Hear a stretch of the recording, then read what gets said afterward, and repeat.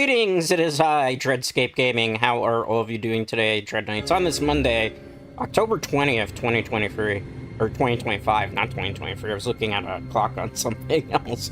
Hi, how's it going? Dread is a little bit tired for a Monday. Hopefully some of you are not as tired as Dread. Welcome back, welcome back. Today we are going to be playing Diablo II Resurrected because I'm in the mood to loot. I need to play a dungeon crawler. Fun story, I actually... before stream, was playing this for about 2 hours, and I ended up getting a pull. Pull, for those of you who don't know, is a very high, rare rune word, which means chances are during the 2-hour session that we're going to be playing on stream, I have already used up my luck for the day, which means we're probably not going to get any really good pulls, which I hope is not the case, because I need a freaking burr. I've been, like, grinding for years at this point, trying to get a bear in Diablo II Resurrected. I'm going to be playing Barbarian today, because I just like the Barbarian. I do have, obviously, Miss Busted, where is she today? The Sorceress. Oops. It doesn't matter. We're not connecting to servers. We're going to be doing offline. But where is it? Where is she? Where is she? We have her. She's busted, but I prefer playing this because it's not as boring for me to play. Keep it in mind. So, let's get into it. We will be playing Hell difficulty. Make sure that I don't have Steam in the background because it'll mess with the game that I'm playing because this is not available via Steam. Alright, Cold Plains and Cave, but that's gonna swap out. The goal today is we're just doing Terror Zone farming, if it's areas that are very easy for me to Terror Zone. If not, we're probably looking at a whole bunch of pit runs today because I'm looking for very specific loot today. I'm not gonna go over the build because I've done that on this channel before. If you want to see the build, I have it available in one of the playlists for Diablo content. Because I've done this for how many years at this point, Dread Knights? Quite a few years. Quite a few years. Ideally, what we're doing is we ignore the small fries here. Because what we want to do is we want to get anything that has like yellow and bluish text on it. Because those are champion packs. What we're looking for ideally is rare loot. Particularly Sunder Charms that I don't have. I have a lot of lightning. I have one fire and I have a lot of ice, cold, Sunder Charms as they're called. What I'm looking for particularly is bone for physical defense as well as poison ones, so I can try out some builds that I haven't shown you yet on this channel. But unfortunately, I haven't really run into them. I've been grinding for God knows how long, and we've yet to run into some of the harder Sunder Charms to find. I have 3 different lightning Sunder Charms, and I don't have any really characters that are perfect for lightning builds at the moment, just because I still don't have like a Griffin's Eye, and I still have to respect my Sorceress, even though I like to call them mages, for quite a bit, because I need to get a essence of Mephisto, and those are kind of hard to do because you have to do like multiple Mephisto runs on Hell difficulty, mind you. It's not as easy. I used up all my respect so far for the Sorceress. Ideally, these mobs are gonna, like, really fall apart because this is... What you want to do, for anybody who doesn't know, when you're playing, like, Whirlwind ropes, is you're going in a triangular position. So when you go in a triangular position, you have high fast caster rate, pretty much eliminate things, as you just saw, with general ease. On top of that, I'm stacking a lot of damage talismans just to make this significantly easier on myself. If you look, normally you wouldn't do this, but I'm stacking stuff just to make it like more efficient for me. Because I don't really need too many rare drops, like I've said. There's specific drops that I'm looking for, specific loot that I've been looking for a while. You know, whenever it comes to Diablo content in particular, or Diablo just as a game in general. Particularly 2, not so much free. It's more so a marathon, not a sprint. It's about the journey, not so much the destination. There are people who have been grinding for 20 years and have never gotten a full set of Immortal Kings. There's people who have been grinding for 25 years that have never seen a bird rune word. I have on a different account, my very, very old original Diablo account for Diablo 2. I have burr and stuff like that. I don't have it on this one because this is on a different computer. Unfortunately, way back, a lot of my save files went the way of the void, you know, back in older formats, so that's what that is about. Let's look around here. Gonna get the well. Okay, let's look up here. Everything looks generally fine. I think at this point what I'm gonna do is I'm gonna push into the cave real quick. because there's more champion packs I can get there. And it should be relatively easy. Let me rebuff. I always like to rebuff because they do generally run out. And again, triangular position here. Nothing too fancy. Just on top of that, Terror Zones, we're at, what? Terrorize 89, so it's a level 89 cave. So it has a high potential of being able to drop specific gear that I'm looking for. Okay, triangular position, great. Triangular position as well. How is everybody doing? How has their Monday been treating? No. I've had a very long day. I can't really say. It's been a long day. I'm grinding content. There's going to be a lot of stuff this week. I hope you're going to look forward to it. I have, Pokemon TCG Live after a while that we haven't been playing that on the channel. That's going to be coming back, which I'm excited to be playing it again. I was working on a lot of that content offline to be able to make sure that we have, like, the proper metagame deck for that, so I'm really hyped for that. Another thing is we will be playing Fortnite on Friday. We'll be playing Dead by Daylight. I found a way to bypass some of the hack and the shenanigans that was going on the last time we were playing it, so I'm looking forward to that as well. A lot of stuff that's on the pipeline. Let's see. Okay, good. There's the champion pack that I'm talking about here, so corruption will be dissipated. Ideally, what we're looking for is anything with brown text. Anything with green text can potentially be good if it's specific gear, like ideally Trag'Oul is something that I would look for because I want to make the full Trag'Oul set. So particularly for that, I need like the Trag'Oul helmet. Cave, I don't remember if it has a high good chance of it, but I think in Terrorized Zones it doesn't matter because everything becomes like a high potential of it dropping. Let's see. Go up that way, is it?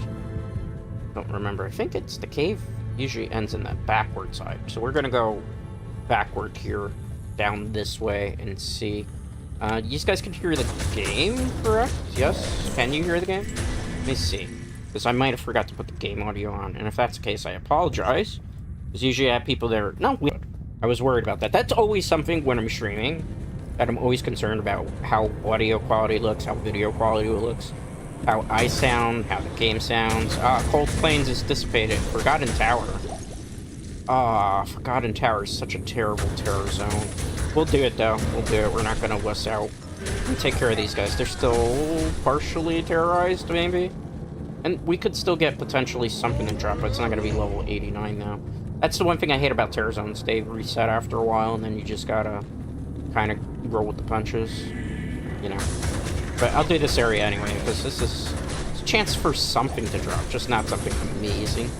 On top of that, it's like 3 experience points at this point, because we can just kind of like run roughshod through it. Let's see, go this way. Perfect. We'll just take these out. These are easy to, we're gonna pretty much wrecking ball through them. Chest, good. Nothing really remote of value there. Okay. Let's look up this way. Everything seems fine there. I think we pretty much have cut through everything that I was hoping to do in this cave. Like, the only thing left would be gold. I don't really need a whole bunch of gold. I have to be careful. These guys actually would... there's a champion there that has missile damage that's a little bit higher than what I was expecting to. But it's okay. We're not going to take, like, an unexpected death. I try to play as cautious as possible because this is a melee character, but he obviously doesn't do super well with range.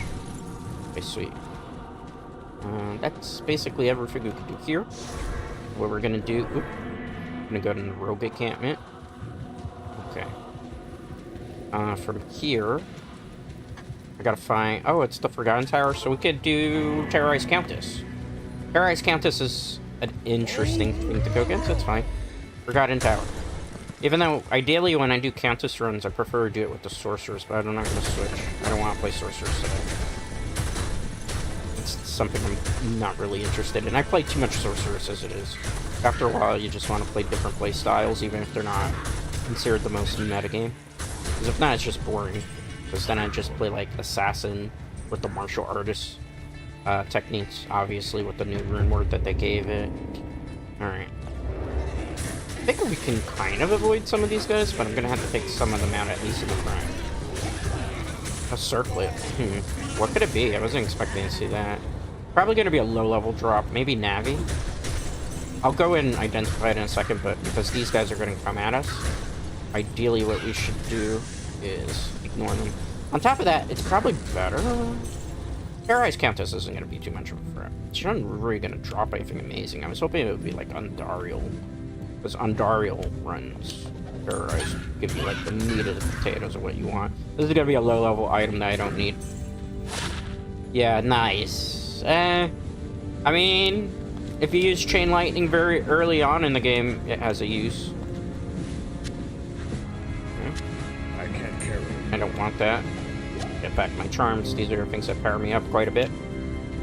So, somebody would be very happy with that loot, but I don't need that loot, so we're going to drop it back on the floor. If we were playing on online, I would just go into some lobby area and be like, free loot! Just to get rid of my box. Because I have like so many Skin of the Viper Magis that I personally don't need. I have more Skin of the Viper Magis than I do characters right now, which is kind of insane when you think about it. Blood Clan. Okay, good. Alright, let's look around. One thing is we can't teleport around. That's fine. I'm not really trying to speedrun today. It's more about getting loot and potentially getting Sundar Charms from it. We have good Magic Find on Immortal King set. And I did modify the Magic Find just a little bit, so it should be good. Magic Find, for those of you who are not familiar to Diablo II Resurrected, usually just what it means is that you have a higher chance of finding very, very rare items. It's a stat in the game, so you have to put certain things to get it to a certain stat. Ideally, a good amount of Magic Find would be anywhere between 250, a little bit up. When you get to the 500 range, it like diminishes quite a bit.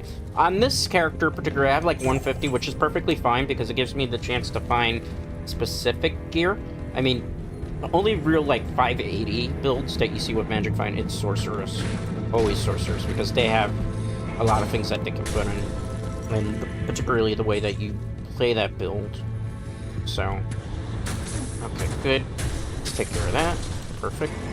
Let's go Undefiled Grave. Undefiled Grave there, that's fine.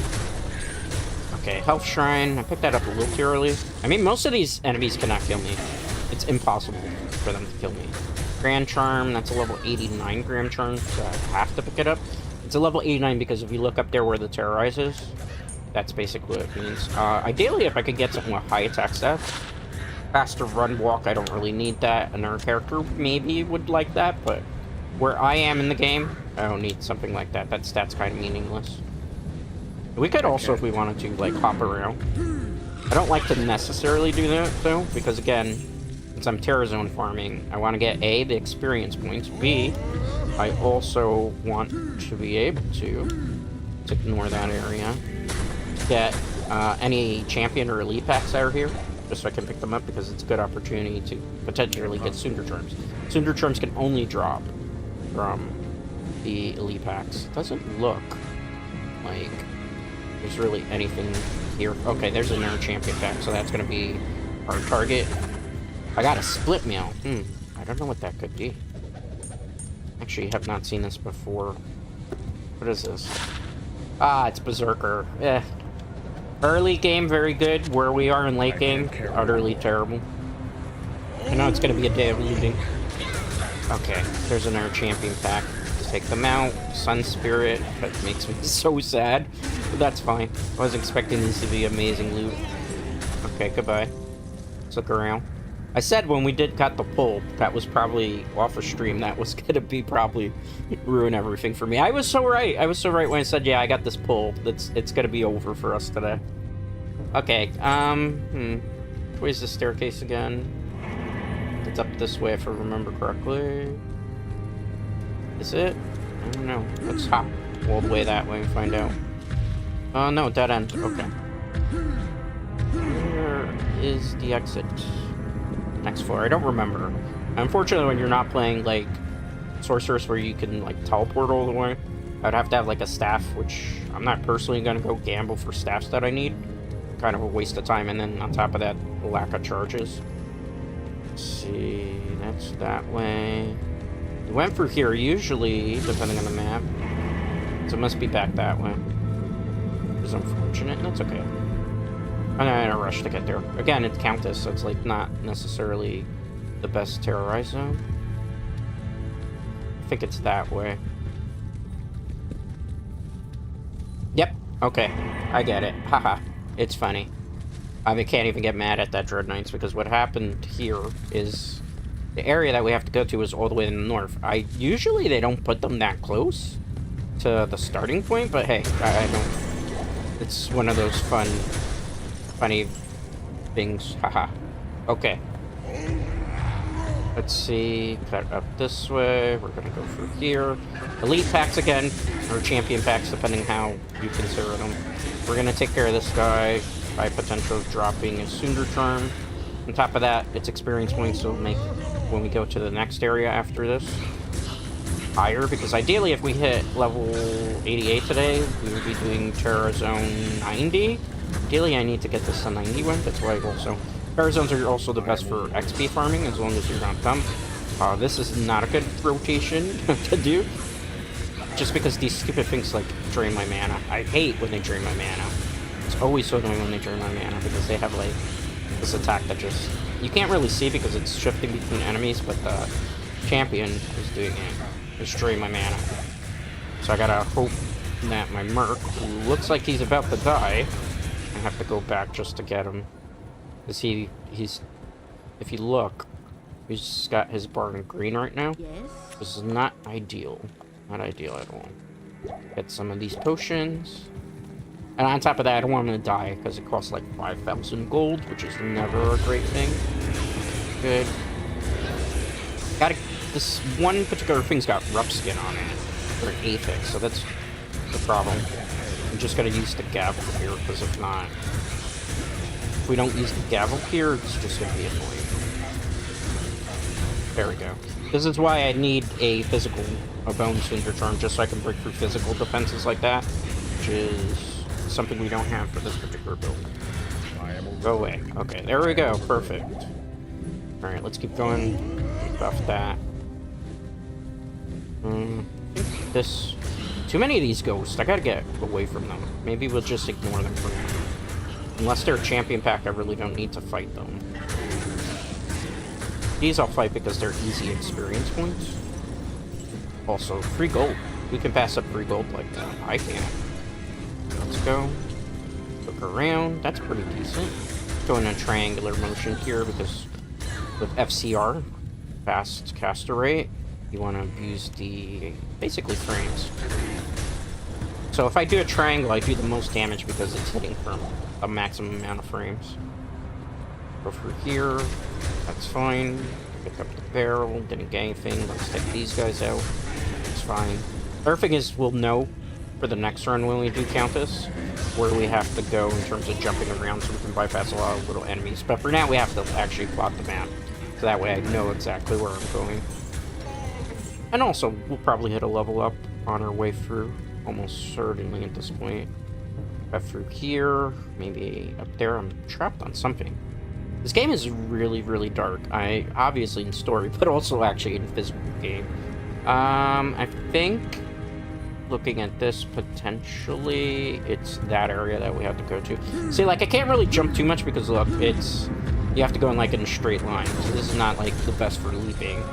That's why I'm not doing it. In case somebody's like, Mr. Streamer, why aren't you playing the game the way I want you to play the game? Well, we're playing the game the way I want to play the game. Okay, let's go. This is a pretty easy damage rotation as well. So not too much there.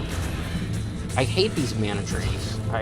If I had $1 for every time I say I hate mana drain in this game, I would probably be Jeff Bezos type rich.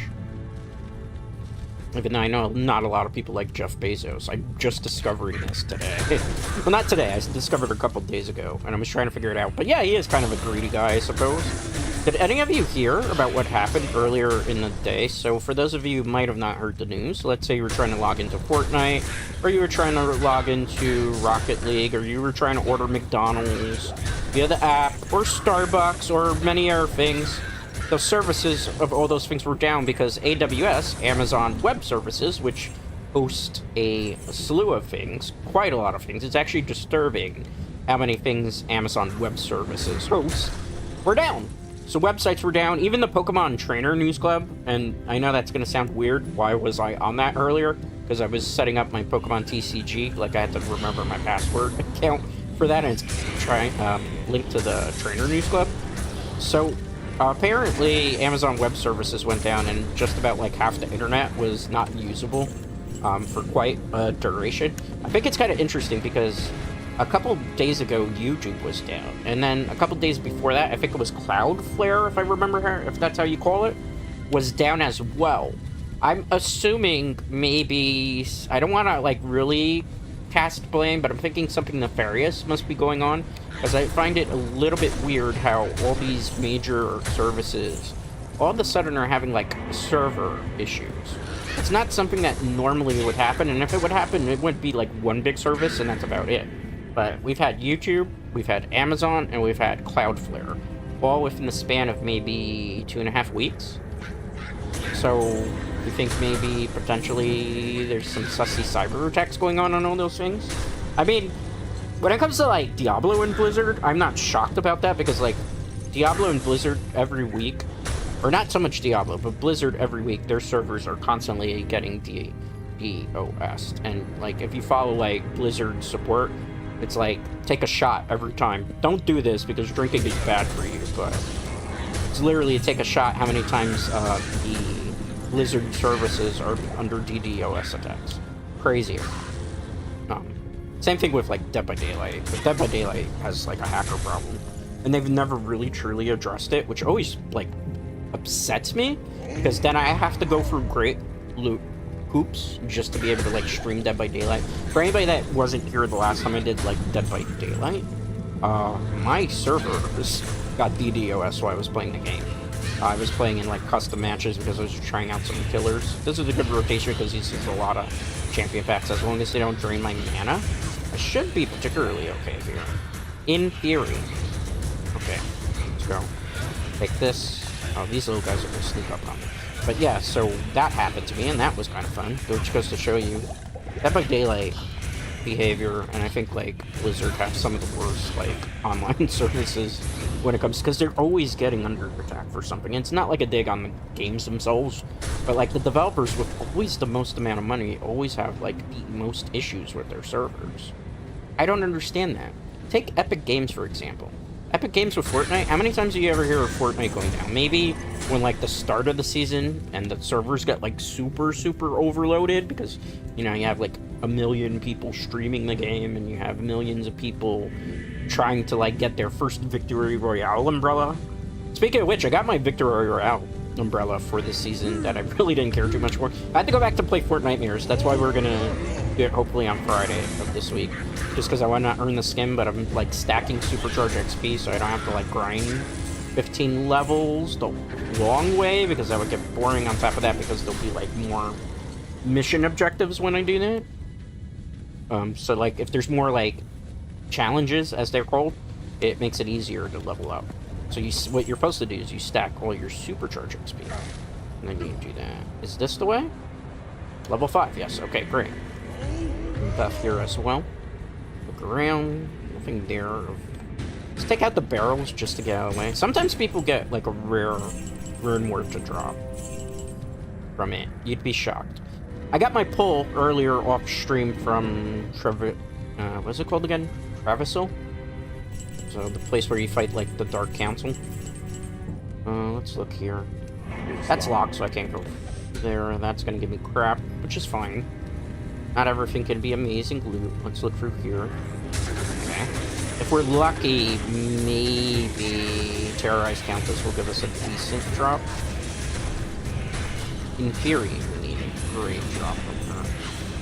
Anything really that she drops. Ideally a burr, but I don't think she's going to drop us a burr. Even a jaw I'll take, but particularly like a gull or a Mao even would be just fine too. Anything that gives military pick. It's a brown loot. This is pretty good for those of you who are watching, but like it's probably going to be nothing I can particularly use. Let's see. Skull Splitter. Early game sort of uses. Where I am, absolutely of no use to Waraf. That's the name of my barbarian. I name my barbarian in every Diablo game Gorha, so It's one of those continuity things if you've followed me on this channel for quite a bit. Let's go. He can handle those small fries. I'm just gonna take out the Countess, which I think I already killed her. I did, and all she dropped was a Well, that made me salty. She dropped something I could have gotten in normal Dread Knights. I could have gotten that on normal difficulty. She bamboozled me. It's fine. Alright, back out. We're gonna continue to do runs of this for the hour that the Terror Zone is up. We're Terror Zone farming today, for those of you who don't know, because this is the place where you get the most experience. In Hell difficulty, which is the highest difficulty. I'm making it look really easy, but if a new player, like, jumps into Hell difficulty, they will probably get wrecked on this. This is, like, the hardest content that you can do. I'm just making it look kind of smooth and buttery, because I have no life this game for many, many years. More years than I care to divulge. Actually, I've played Diablo on and off again for what, like, a long time. A long time. You know. I enjoy 2 right now because, like, I've done a lot in free. I know there's people who are familiar with, like, my Diablo 3 content. There's nothing I can do in Diablo 3 that I haven't already done. So I'm just, like, recycling seasons. As opposed to, like, Diablo 2, I can do certain type of challenges. Like, I can say, I'm not going to do this, or I'm going to use, in particular, like, the Immortal King armor, or I'm going to play, like, a Necro build, but I'm not going to do minions. I'm going to do poison. I can challenge myself. In fact, I think what we can do here, we can probably ignore most of these guys, because they're not going to be useful. Really, we just need to terrorize the boss. And if we run into, like, a elite pack along the way, we'll take it out just for the potential of it dropping a Sunder Charm. But I think now we can kind of jump around, sort of, not always. This is the problem, Brie. We don't have as much mobility as a different class, but it's fine. I'm not speedrunning today. If I went to speedrun, we'd just do Sorceress, where we just teleport, and easy peasy, but that's boring. At least for me. And on top of that, I just kind of want to get the Barbarian to 100. Because Barbarian has an easier time right now, for me, particularly, farming Mephisto, which is, you know, the end-all be-all, really, of regular farming. Look how much experience points we're getting now. A pretty decent area for experience farming. Alright, I'm gonna ignore those small fries. I'm gonna take these guys out because they're kind of in the way. Ooh, green ring. I wasn't expecting that to drop. It's probably gonna be like a halo, but we have to just in case. Probably a halo. I'm assuming it's a halo. Is it a halo? Ah, Coffons. That's terrible. I hate that one, man. That's poopy loot. That's like not even useful when you're doing very, very early game. Of no use to where we are. I mean, to someone else, that's a great drop. If you're very, very starting. For me, it's like, oh, this again. It's just like eternal dread intensifies. Okay. We're just gonna ignore those guys. Those aren't important. If it's a champion pack, it's different. If it's not a champion pack, then ideally we can even ignore these guys. And just keep going. I got caught there. Sweet. Let's look. Evade. Okay. If you can dodge a whirlwind, you're probably fail at this point, because everything else basically gets one-shotted with whirlwind, mostly. Alright. I'm gonna ignore these guys, but because they're gonna kind of chase after me, I have no choice but to engage in battle here. Oh, there's a champion pack there. Drop crap as well. That's always a little thing. Oh, there's another champion pack, so I will take that one out in case it gives a good look. It gave me a Shaco, but it's not the Shaco I need. I need a very specific Shaco that is a brown one. Okay, take care of that. Again, nothing amazing there. Just eternal dread. Okay, let's go identity. Perfect. Perfect. That might be useful. I have to actually identify, but let's wait. Take care of these little guys just in case. You know, I'll drop these two. It's not gonna be a big deal. I can pick this up before they attack me.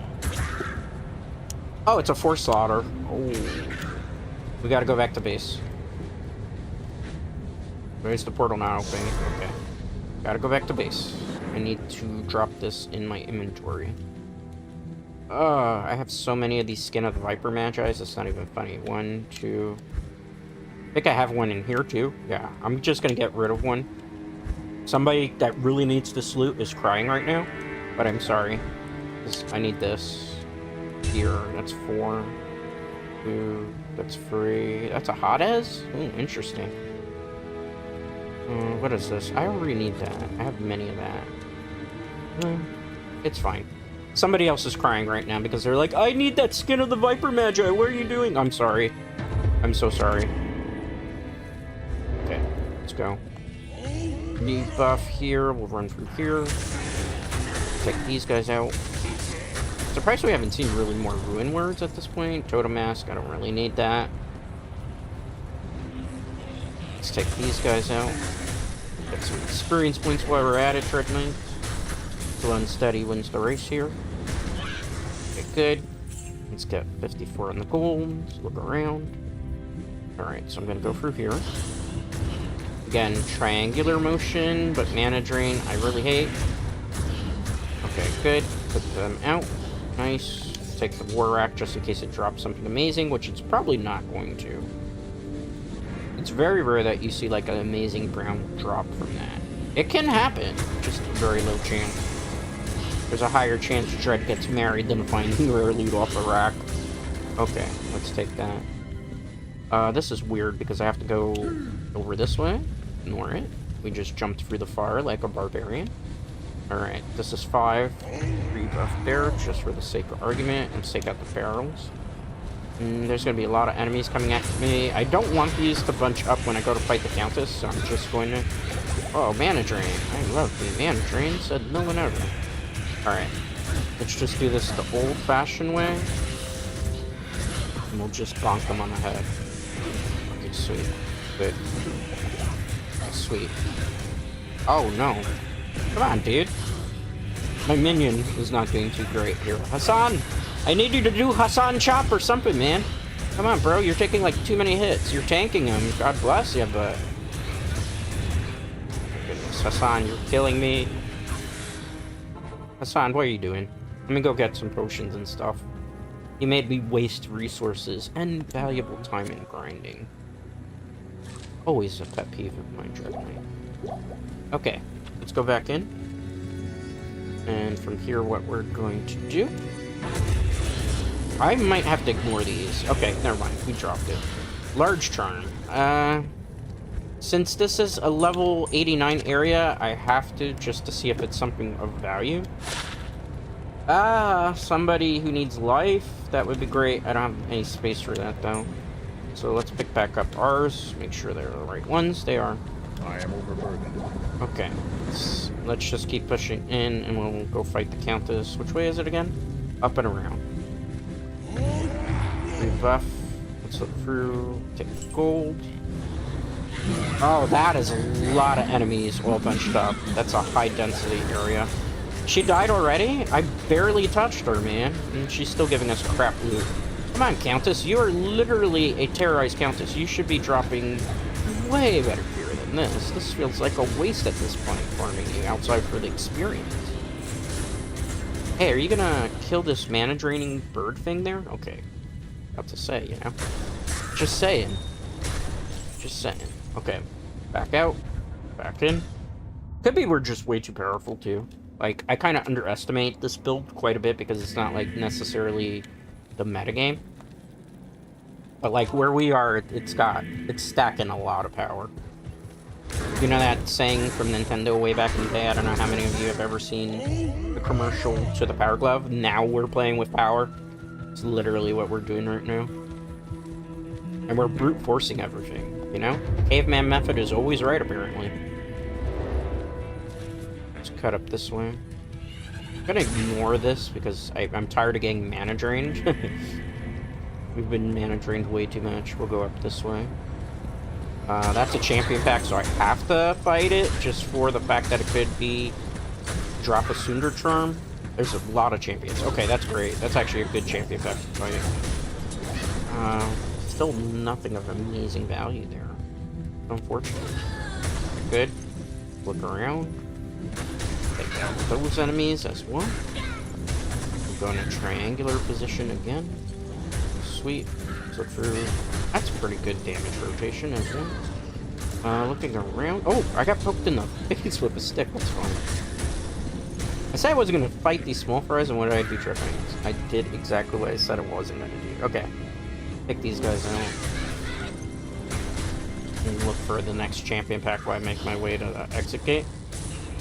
Don't think any more champion packs are gonna drop over here. It's so dark, this game. This could have a champion pack hiding. Surprised we're still getting, like, high experience gains from this. Because this area is not, like, known for giving this much, even in Terrorized. So that's good for us. We'll probably head at least to level on stream. Because once you get to this level, I'm level, what is it, 87? It takes a lot more XP to be able to level up. That's just because this is a traditional old school dungeon crawler. You know, 25 years ago, how leveling in games, they wanted you to play the game forever and ever and ever. And that was like, the goal was trying to get to level 90 and even. Just getting to 90 in Diablo 2 back in the day was kind of. Then when they introduced like Terror Zones, and people just like speedrun with Teleport, Blizzard, Sorceress. That's now basically what like the game has become. That and also Mosaic. Because the freaking Mosaic clause with the Assassin kind of broke the game too. I do want to make that build, but the problem is I don't have a good base yet for the Mosaic talents, which is what I need. Like, I don't have a good base. I have 3-star ones that I could probably make a couple of them, but it would be really worth it. Not yet, at least, so I'm still on the search for good bases of those. Because I'm trying to, like, truly metagame that build. But, you know, it's unsteady. It's unsteady, you know? It's unsteady. It's a marathon, not a sprint. Oh, there's a champion pack there? Oh, I have to engage in that. Just in case. Sundar Charm, please. You are not giving me Sundar Charms today. Okay, you can play with that. I will ignore that. And I will just go to the next champion packs. We don't have to really rely too much on my Merc, because as you can see, I just merked everything by myself in the distance. I just gotta watch out for, obviously, any missile damage that comes in. Nothing good again. I'm very disappointed with the drops today. I knew, once we got that damn pull, Ruin Word, I knew off of stream, like, that was where our luck ran out. And that's so unfortunate, guys. Really, truly unfortunate at this point. Alright, let's look. Okay, good. Let's look around. A lot of gold. Excuse me. A little coffee today. Might be allergies. Let's see. Cut here. It's fine. You can fight that. I'll ignore it. Alright, so we got the gold. Let's cut up this way. Oh, more champion packs. Interesting spawn this time around. That's fine. Let's go. Take that out.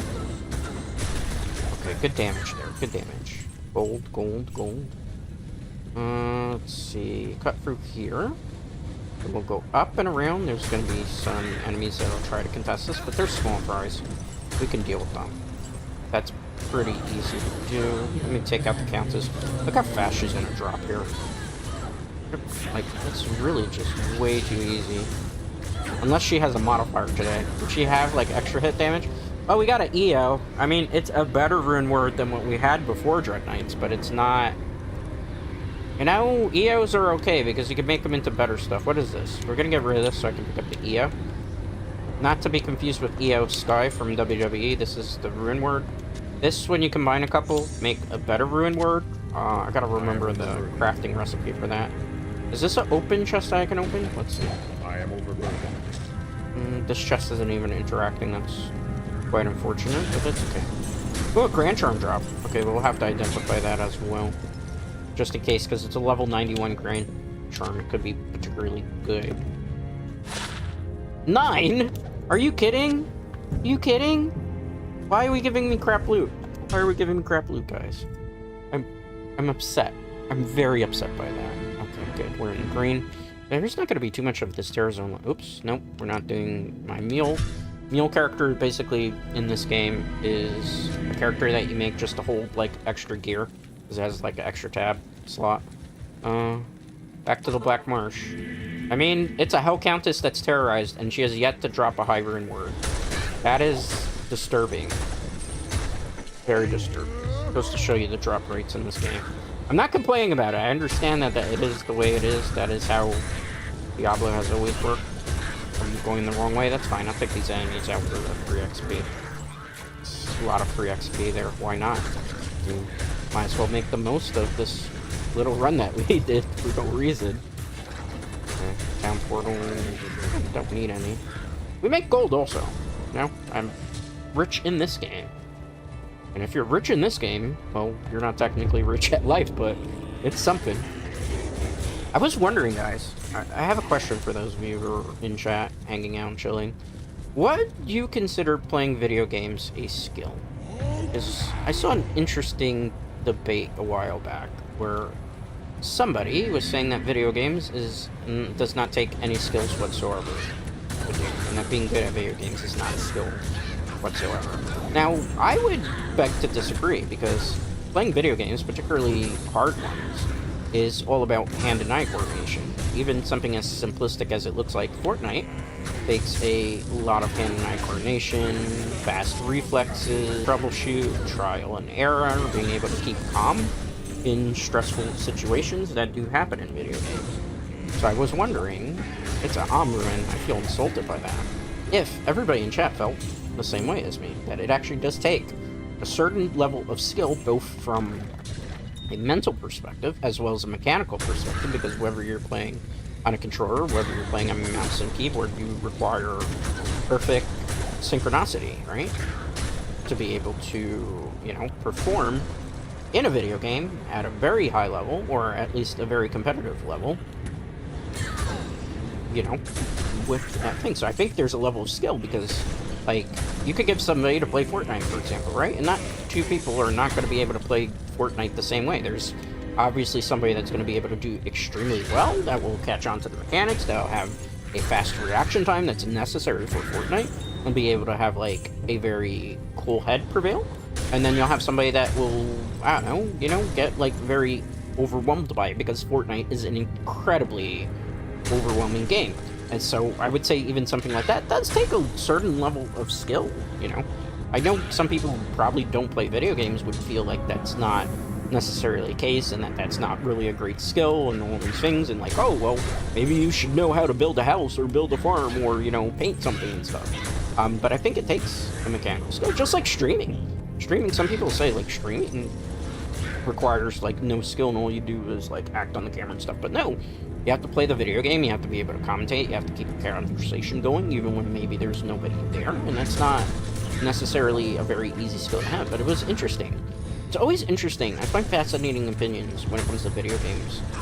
When it comes to, like, people that are maybe, like, not from that generation, that didn't grow up with video games, or maybe just never got into it, because there are people who, in this day and age, don't like video games, never got into it, right? You know, I know people who were heavily into video games that were, like, real big best buds of mine, and they don't even play anymore. You know, I'm literally that walking meme where then I log into games, and, like, I have friends that are on my friends list that I have not seen in God knows how long, where it says, like, last logged online, like, 12 years ago, and you're like, damn, feels bad, man. Large shield, I don't need that. We're gonna ignore that. Okay, I took those enemies out just because they were all clumped in, so there's, like, no real reason to ignore them. I should ignore those guys, though, because they're not really giving me anything that I would necessarily need. So it's interesting, you know, is video games a skill? I think the answer to that is yes, because not everybody can do it on the same level. And there's some people who can't use a controller, can't use a mouse and keyboard, but it's interesting. It was fascinating to take. I'm not saying that they're necessarily wrong, because, you know, for that person, that was their point of view, right? And it's very amazing, the type of different points of views that people have, right? And I think it's very important in the world to have different opinions on many different things. Like, I said something a couple days ago, right? I said I'm not a fan of sponsored content. And the reason I'm not a fan of sponsored content really is just because of the practices of sponsored content. More so from the sponsors, not so much the streamers themselves. You know, because, like, sponsored content, for all intents and purposes, is just like a video game developer paying a streamer to promote the game and not, like, talk negatively about it. And sometimes they'll, like, view about the streams and stuff. And it's an interesting thing. Like, there's some people who think sponsored content is perfectly okay, and that's fine. That's your prerogative, I suppose, right? You know? But for me, it's like, I don't like sponsored content because I just feel like the practices of themselves are not amazing. You know, it's just like, I used to do video game journalism for many, many, many years. And people that really know me very well know this. When I, you know, was a video game journalist, it was very important to have integrity and credibility. The job of the game reviewer was always to tell the truth in regards to things. You're supposed to give a very fair, unbiased review. And the thing that bothers me about sponsored content in particular, and this is something that is kind of has an advent of happening since the dawn of the internet, and, you know, content creators, more so like influencers, really, because it's more so influencers, I feel like, as opposed to content creators that take like a lot of sponsored content. You know, it's a deceptive practice, because what it really is, and I have like a ton of sponsorship offers all the time, and I always reject them because I get like the proverbial raid Shadow Legends, because, you know, Stream Elements, which I ironically don't use too much anymore, still is always offering me sponsorships. The Star Trek one, you know, and I'm not saying there's anything wrong with, like, example, my best buddy, Taylor Hill, who is a very popular Fortnite creator. He's the one that helped me get so good at Fortnite. He is a Fortnite partner, aka an Epic partner. I know Polyester from Dead by Daylight. Polyester is a Fog Whisperer. Fog Whisperers are people that are, you know, ambassadors of the video games, but they don't get paid to actually do the reviews of said game or anything. They just play the game, and sometimes they'll give positive support, but a lot of times they get critical. Now, I don't mind stuff like that because that's, like, not misleading the general public. What I have a complaint with is the ones where these advertisers of these game companies or the game developers themselves pay people to review things and give less than genuine review of things. And it's always, this is the thing too that always bars me about like sponsored content in the video game sphere, it's always games that have like a ton of predatory microtransactions involved in them. By predatory microtransactions, you know, the usual stuff that you'd see in gacha games, right? And Yu-Gi-Oh! Master Duel is kind of guilty of this, because I'll tell you, Yu-Gi-Oh! Master Duel, the last couple of months has become super gacha, to the point where, like, you have to, like, even on free-to-play model, like, you won't get the drops that you need, and you always have to test stuff. But, like, you know, I'm not a fan of promoting video games that are trying to intentionally juice people of their wallet and their hard-earned money and won't give you the stuff so that you have, like, actual proper competitive advantage. I have to actually fight these things, which is not actually a great matchup. So that's where I have problems with, like, that type of sponsorship for people who want to. Because, like, there's certain games that just, I know these developers do things intentionally so that people keep spending. Oh, he's gonna die. I just lost 5,000 for talking. Apparently, that was mana draining things like sponsored content. But yeah, so that's kind of just, like, my thing with that stuff, you know? I don't think it's genuine. I don't like the practice. I never have. And it's always the games that... welcome back. Where is the... Oh, there she is. It's always the games that are intentionally trying to drain people's wallets. Which I'm not cool with that, you know? Like, Fortnite, okay, you can spend money in Fortnite for microtransactions, right? But it's not, like, anything that's going to give you a competitive advantage over somebody. And I don't also like those video games where it's like, okay, you can play X amount of races in a certain amount of time, but then after X amount of races, if you want to play more races, you're going to have to spend money. If not, you have to wait so that you can play like 3 or 4 races. And like that game is particular, it has a history of just not being a very good microtransaction friendly and intentionally trying to drain people a lot. That kind of game, and people know because I had an offer before to actually do a sponsorship with them. I turned it down, obviously, because I won't feature like gacha games on this channel. I've always said that. Like, I played, what was it? The last gacha game that I did here, it wasn't even a sponsored thing, was Uma Musume, just because I wanted to see what everybody was like raving about. And I played a little bit of it. I had fun for a little bit until I realized like the game was intentionally trying to get you to spend money. And was trying to like get you to drain wallet, and you would like use your free pulls on stuff, and you wouldn't get anything that you need to stay competitive with the metagame. You know, Kiss and Black and all that stuff. Like, yeah, no, I'm not going to spend $400 for, you know, my rent money on trying to, like, pull stuff just so I could do well in a video game. And that is, like, my beef with, like, games. I've always had that beef. That's why I also have a beef with sponsor content, because sponsor content is always, the creator's always doing it for, like, gacha games, or games that, like, intentionally have purpose. That's basically my TED talk on that. That's why I don't like it. I'm not saying there's anything wrong with the creators themselves that do it. It's just I don't like the practice in general. So I'm just kind of clarifying that for people who maybe are walking in, because I know I said this on like social media and then automatically people get upset and they're like, no, I'm not being mean to anybody. I never am. I'm a very opinionated person. I have a little, you know, I'm set in specific ways because I have a journalist background in particular. I've seen many different practices when it comes to like video games and predatory microtransactions, and that's like stuff that I've always spoke out against. Because I'm a strong believer that, you know, you could just simply make the game like a retail game. And Diablo is a perfect example. Not Diablo 2, but Diablo 4 is a perfect example of this, where with Diablo 4, they added a battle pass system to a game that is retail game. And the battle pass system is included in the seasonal journey, something that they used to give people for free in Diablo 4. Not Diablo 4, excuse me, Diablo 3. And what ended up happening there, you know, is, you know, a lot of people don't like Diablo 4. Like, I'm one of the people. Like, people ask me all the time, well, Dread, why aren't you just playing Diablo 4 instead of Diablo 2? Or why aren't you playing, you know, Diablo 4 instead of Diablo 3? I will not support Blizzard's microtransaction fest. I will not support any of their predatory microtransactions. I don't like Diablo 4 as a game anyway, because it's pretty annoying and bad. It's, like, really bad. Like, not fun. It's a boring experience out of it. But I will also tell you, like, even if I did like Diablo 4, I can't get on board with, like, that battle pass system. Like, if you have a game like Fortnite, where, you know, you're not spending anything, it's free to play, and so, ooh, Destroyer Home, that might actually be something really good.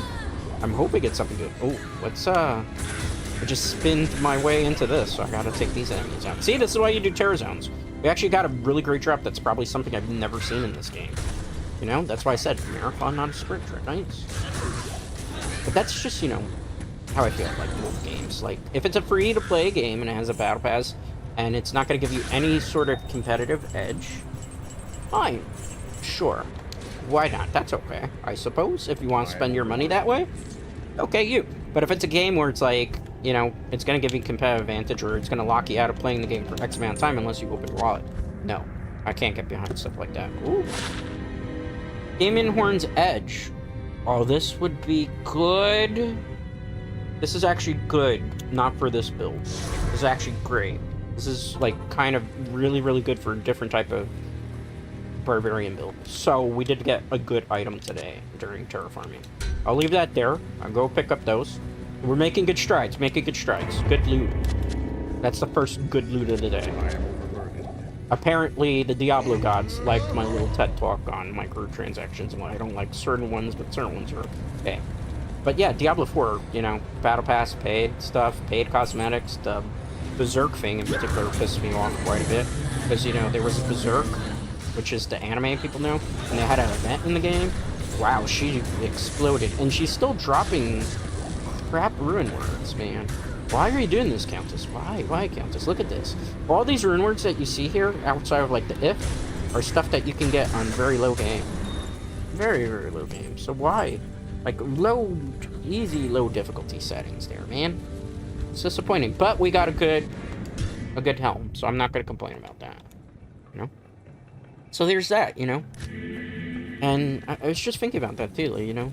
Like, if you look at a lot of the games these days, like, I just can't vibe with stuff. Like, there's certain things that's just like mobile games that are hidden as like actual. But yeah, like getting back to our original one saying, like Uma Musume was one of those ones where I wanted to see the bad, and then I realized, oh, they're just milking people who are fans of the anime for money. Well, that kind of sucks. Like, there was a Final Fantasy game that had Final Fantasy VII characters, and I thought it looked very interesting. And then I don't know if it's not Crisis Core, it's the Ever Crisis is it called or something like that. And I was like, oh, it's got Final Fantasy VII characters in it. I want to play this. And when I found out it was a gacha game, I'm like, never mind. I don't want to play it. It's like there's a new Resident Evil game that's coming out before Resident Evil 9. And I was like, somewhat hyped for it, and then I found out it's a mobile game. It's like a tactical MOBA game. And I'm like, who wants to play? First of all, anybody in chat that feels like sounding off, who here, if you're a fan of Resident Evil, wants to play a Resident Evil tactical strategy game? I don't. If I'm gonna play a game on my phone that's Resident Evil, I would want it to play like an actual traditional Resident Evil game. Or at the very least, maybe like a point-and-click type of thing. I'm gonna ignore those champion packs because I can't really deal with them. Because they have like mana drain and they have like tough skin, so I'm just ignoring them and going to the general objective, which is just to get through this area. Because if not, it's just like they're gonna have like, it's gonna take forever. They're probably gonna kill me. I'll take an unnecessary death that I don't need to. Sometimes you have to be smart in Diablo II Resurrected and jump from that. And sometimes you just gotta like ignore some of the enemies that are tempting to take out, because they'll just like cause you to have an unnecessary death. I hate this because like the barrels are blocking the exit there, and I got my mana drained. I also went the wrong way because I had to deal with the enemies. Okay, that's fine. Not a big deal. Not super big deal at least. Okay, let's look for here. Okay, good. Let's go up this way. Okay, we're gonna ignore, maybe not, because it's a, well, I knew there was a elite pack there. There's just way too many of them. I'm like a squirrel. If I see a elite pack, I have to go like chase after it. You know, so I saw something that was shiny, I had to go chase after it, I suppose. Maybe a dog would have been better comparison. So, what is everybody having for dinner today? I am going to be eating Chipotle. Barbacoa, black beans, pinto beans, guacamole, chimichurri sauce, which is really good. I never had chimichurri sauce until I tried it at Chipotle. Double barbacoa. I know that's probably a little too much food, but I didn't eat all day. I'm starving. Well, not right this second starving, but, you know, hungry. I'm a growing VTuber, right? I need to get my protein in. I mean, who doesn't like a good amount of protein in their diet? Okay, let's ignore these little guys. Okay, good. Okay. Take that out. Okay, good. I'm very disappointed that none of these have dropped a Sunderjarn, considering the drop rate on these would be significantly high. And yet we have not gotten. That's why sometimes I kind of cry, like when I see these Terror Zones. I'm gonna ignore those again, because they're just not gonna help. Like, it'll take too long to kill them, and it's like kind of a waste of time, so I'm just gonna go attack the Countess. We could take her out by ourselves. Your blood will boil. Maybe it will. Maybe it won't. I'm pretty sure you're gonna explode. What you did. You gave me an Ort, an F, and a... Oh, honey. Countess, what are you doing? You've been giving me the worst drops today. The worst drops in this game. The worst. This is the pits, man. It's not the actual pits area, but, you know, sometimes you get a good run going with her. She's dropped crap. Every time. Every time. Look at this. Ort, you can get that in E and normal difficulty. F, that's a normal difficulty rune word. Like, come on. Where's the good loot? Where's the good loot? I'm not molding. You're molding, Dread Knights. I'm not molding. You're molding, Dread Knights. I'm not molding. I'm molding. I'm molding a little bit. Just a little bit, okay? Just a little bit. We've been farming this area for almost an hour now. And I just want good loot. I just want... Papa needs his loot. I need my fix. I need my fix. For people who are just coming in and they're like, why the hell is this VTuber crashing out on stream? What's wrong with this dude? Get a life. Now, we did get one decent drop. We got this. I also off of stream before I started, which kind of sucks, but I'll show you. I also got a pull. Once I got the pull, I knew it was over for like the streaming day, because I was like, oh, the luck was used up. There is no more luck. There is no more magic. I'm just gonna take these out for the free experience point. Plus, there's a champion pack here. They could still potentially drop something. Not always do they drop, but you know, it's a good amount of champion packs, so it's like we can't ignore that. I mean, we can, but it's still kind of in benefit. Look at how many of them are on the way to go. So many. And champion packs for those, it's basically the orange one with the blue text on it. So you see these that I'm fighting up here? In case you're like, what the hell? You know, because I know this game kind of, some of the mechanics, very old, outdated mechanics. Although they keep champion packs in Diablo all around. We shouldn't probably ignore that, because they're just wasting time now. Aren't giving me anything good. Okay, back into the terrorized zone. I have to take care of these because they were like literally right in front of me. I can't, like, walk comfortably away from them. These I can kind of, like, spin away from if I want to. No, they're, like, popping out of the woodwork here, literally. It's like termites. You ever had termites? Fortunately, I've never had, but I have friends who have had termites, and from what I've been told, they are some of the hardest things to, like, get rid of next to, like, have to really deal with roaches in my life. I don't know, like, sometimes I don't understand this. I'm not knocking people, obviously, but sometimes, like, I see people's houses, like, filled with them. Not people I know, but people who are, like, complaining. I'm like, how the hell you have roaches? Just do your dishes all the fucking time. Excuse my language there. If you do your dishes and you take your garbage out, you will not have roaches. I live in an apartment complex, right? And I'm gonna tell you something. My apartment, we don't have roaches. But I will tell you, the apartment next door to me is always complaining, always having an exterminator. And you know why? And they'd probably be mad at me if they could hear me right now. The reason why they have roaches is because they never take out their garbage. And you could smell, like... And I hate this, man. This is the downside of living in an apartment complex. You can smell when people's apartments, they don't take their garbage down. Because it has that putrid, like, odor, that putrid aroma. And it's just, like, really frustrating. So, like, I always have to be on, like, you know, watch to make sure, like, if a straggler doesn't come in, because God forbid that. Like, I don't like bugs.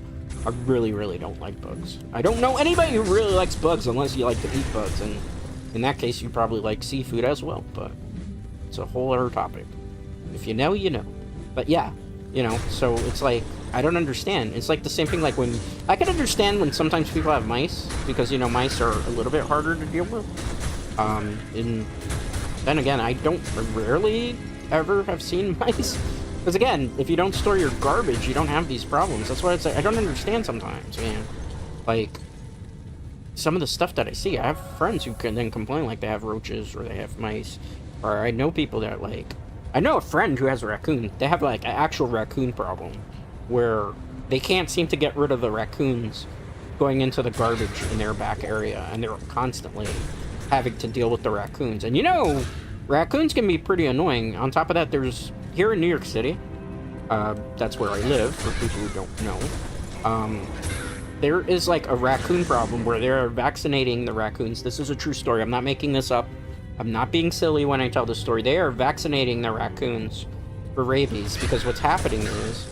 Or no, was it the raccoons? No, they're vaccinating the squirrels, population in New York City, because they're afraid of them getting rabies, because there's a rabies problem with raccoons, ironically, in New York City at the moment, because the raccoons, which have rabies, are biting them and stuff. I have a friend who's definitely terrified of the raccoons in their backyard because they are concerned, obviously, with rabies. Rabies can actually kill not only animals or human beings. On top of that, if you get bit by a rodent in New York City, I don't know if this is the case anywhere else, you have to get like 16 or 18 shots to the stomach to be able to prevent rabies. So, you know, it's one of those interesting things too. Oh my god, this is a bad rotation of enemies. This actually could kill me.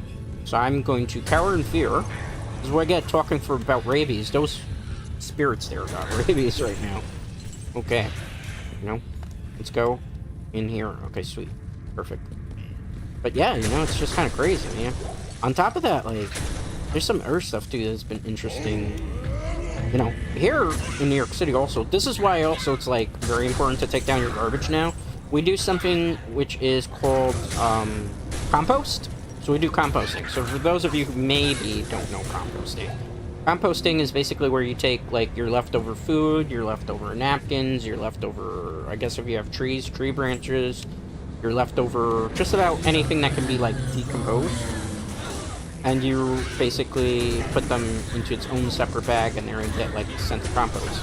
So I've noticed that a lot of people in this building that I live in are having a problem with these particular...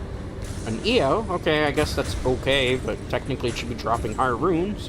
And this EO, again, Soul is not great, Shale is, it's something. I honestly don't really need more EOs, but I'm gonna pick it up because I can transform it. Ooh, I almost made a terrible mistake. What I get for being a... I almost got rid of one of my beta terms, that would have made me cry. Okay, we have a lot of EOs. I think Could get rid of a helm, I think, at this point. I'll put an EO there. Okay. Let's go back and get my talisman there, Dread Knights. Small term of Vita. Okay. I'm very disappointed. Countess has not dropped anything. At all. Gold. And I can't fight those art enemies, so we'll back out. But yeah, the compost. So I've noticed, getting back to that train of thought, because I know, sorry, sometimes I get a little scatterbrained because of this game I'm playing is very intense. I'm on a hard difficulty, so sometimes I gotta, like, backtrack, just so I don't, like, make a crucial error. But yeah, you know, I've noticed that people are having more and more problems in this building with stuff after the composting started. And then, you know, it's like the ironic part, dude. I don't want to, like, sell out my super, but the super in this building was like, when compost was brought down for them, it was like, oh no, throw it in the garbage. That we don't have to do that anymore in this state. And that's factually incorrect. Like, I understand the concept of composting. I think it's very important to kind of, like, focus on the environment and stuff, but I will tell you this much. Composting in apartment complexes is a particular hassle, because you have to basically either bring down your compost every day if you are constantly cooking and having, like, leftover food scraps and other stuff of that nature. And then on top of that, the other issue with composting too is that in the summer, because there's particularly an issue that I noticed in the summer around here, it tends to attract a lot of gnats. Why? Because obviously gnats are drawn to all that type of, like, garbage and compost, and on top of, like, gnats, then, you know, for people who don't bring their compost down, it was attracting roaches, and then, like, people, obviously, mice. It's weird like that, but that's how. So, you know, for every good that compost does, it does create our issues. You know, because, and the reason why they've been doing a lot of this is because there's, like, the landfill problem here in New York City. We have a lot of landfills, and a lot of those landfills, I would assume at this point, are kind of all filled up, right? If you can just, like, compost and stuff, it makes it a little bit lighter on the landfills, which I understand that part, right? But again, it's like, I think, like, composting is easier done when you have a house, because, like, you can put the compost... Ooh, mesh boots. I hope that's something I need. We actually have to kill these enemies to get it. That brown loot is a very good loot, potentially. Can I just do that while he's fighting it? Hopefully. We're gonna let him handle it. Please be... Ah, silk weave. Gosh darn it. That's not what I needed. Not very good. Good for somebody else who could potentially use it. Not me, though. Not your boy Dread. So this Terra Zone is over. It's now the pit. Ooh, that's going to be a good one to farm. That's going to be a great one, Dread Knights. Am I going the right way? I don't remember. Let's look. I'm on area 2, correct? I got lost in the yapping. Okay, level 3. I'll do this because we're already here anyway, even though it's not terrorized, but it'll be easier to take the enemies out. That's fine. Let's cut fruit here. But yeah, you know, like, for me personally, I'm not against composting. I just think it's easier to do it in a house as opposed to an apartment.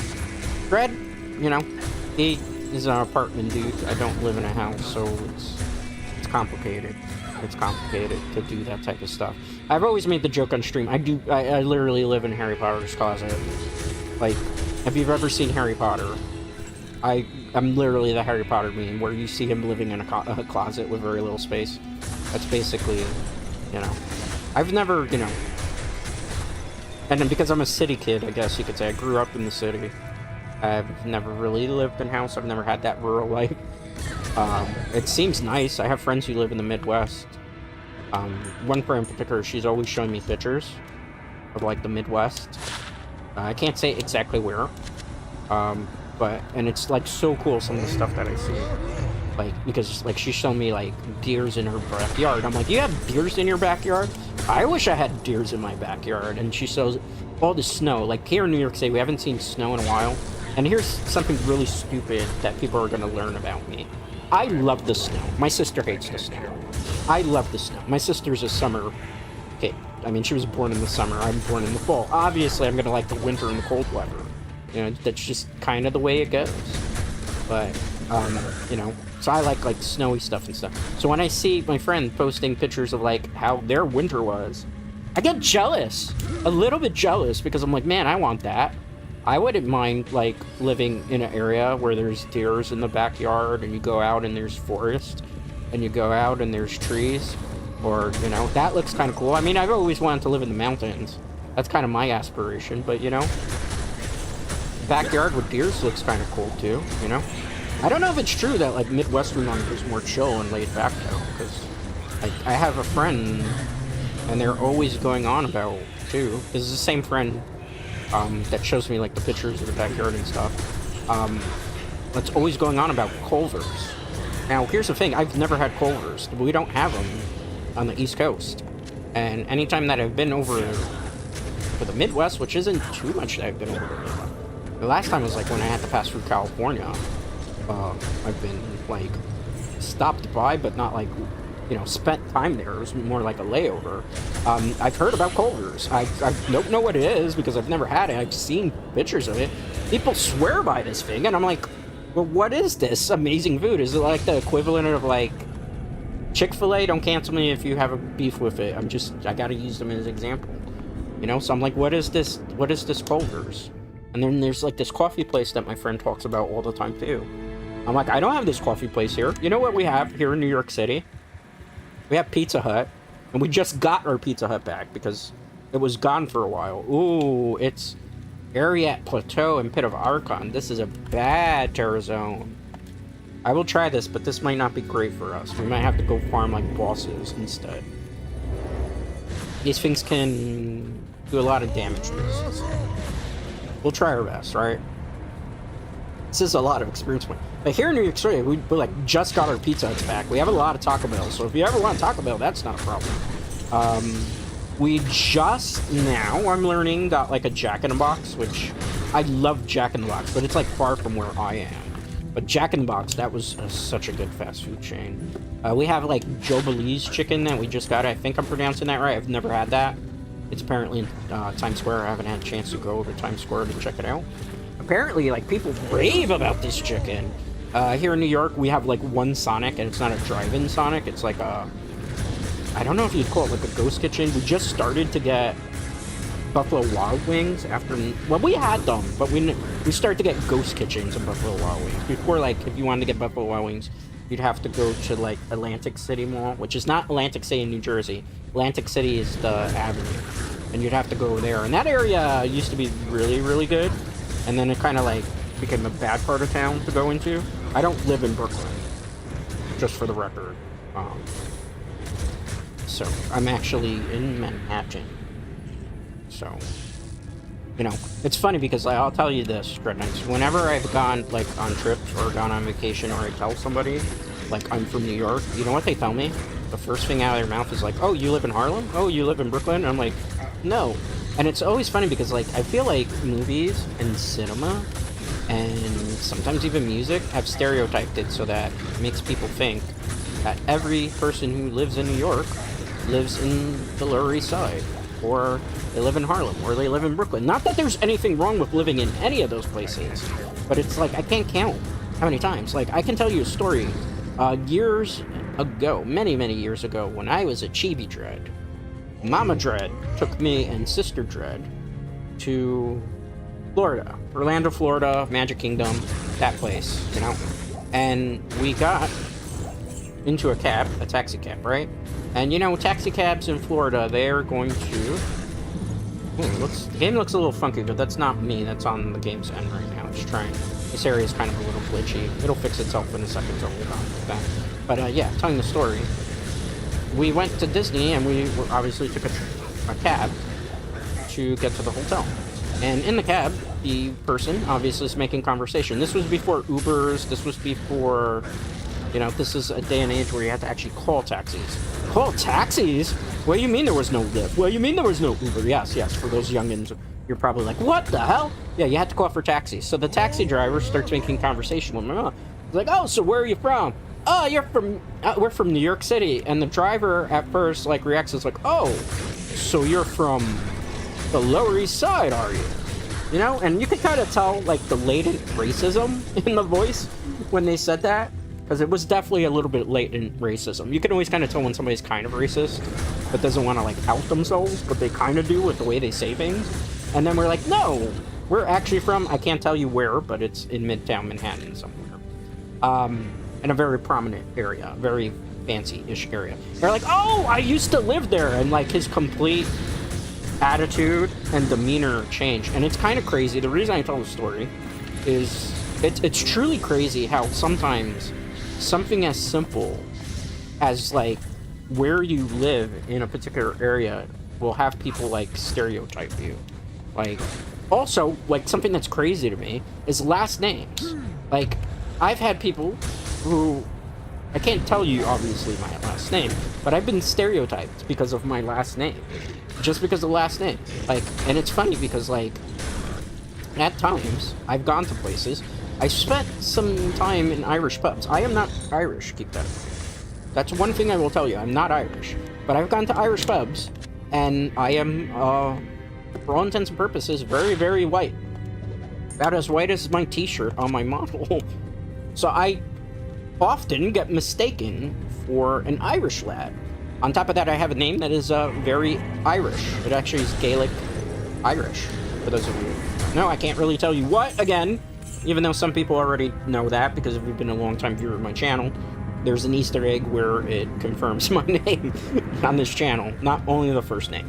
But, I digress. So, you know, it's funny because you can see then, like, oh, you're not Irish, where are you from? Oh, what's your, you know, and you introduce yourself, and when I say my last name, then it's like a completely different attitude that they have. And you can, and that's why I'm talking about that little latent, stereotypical, you know, latent racism, not even racism particularly, but latent discrimination.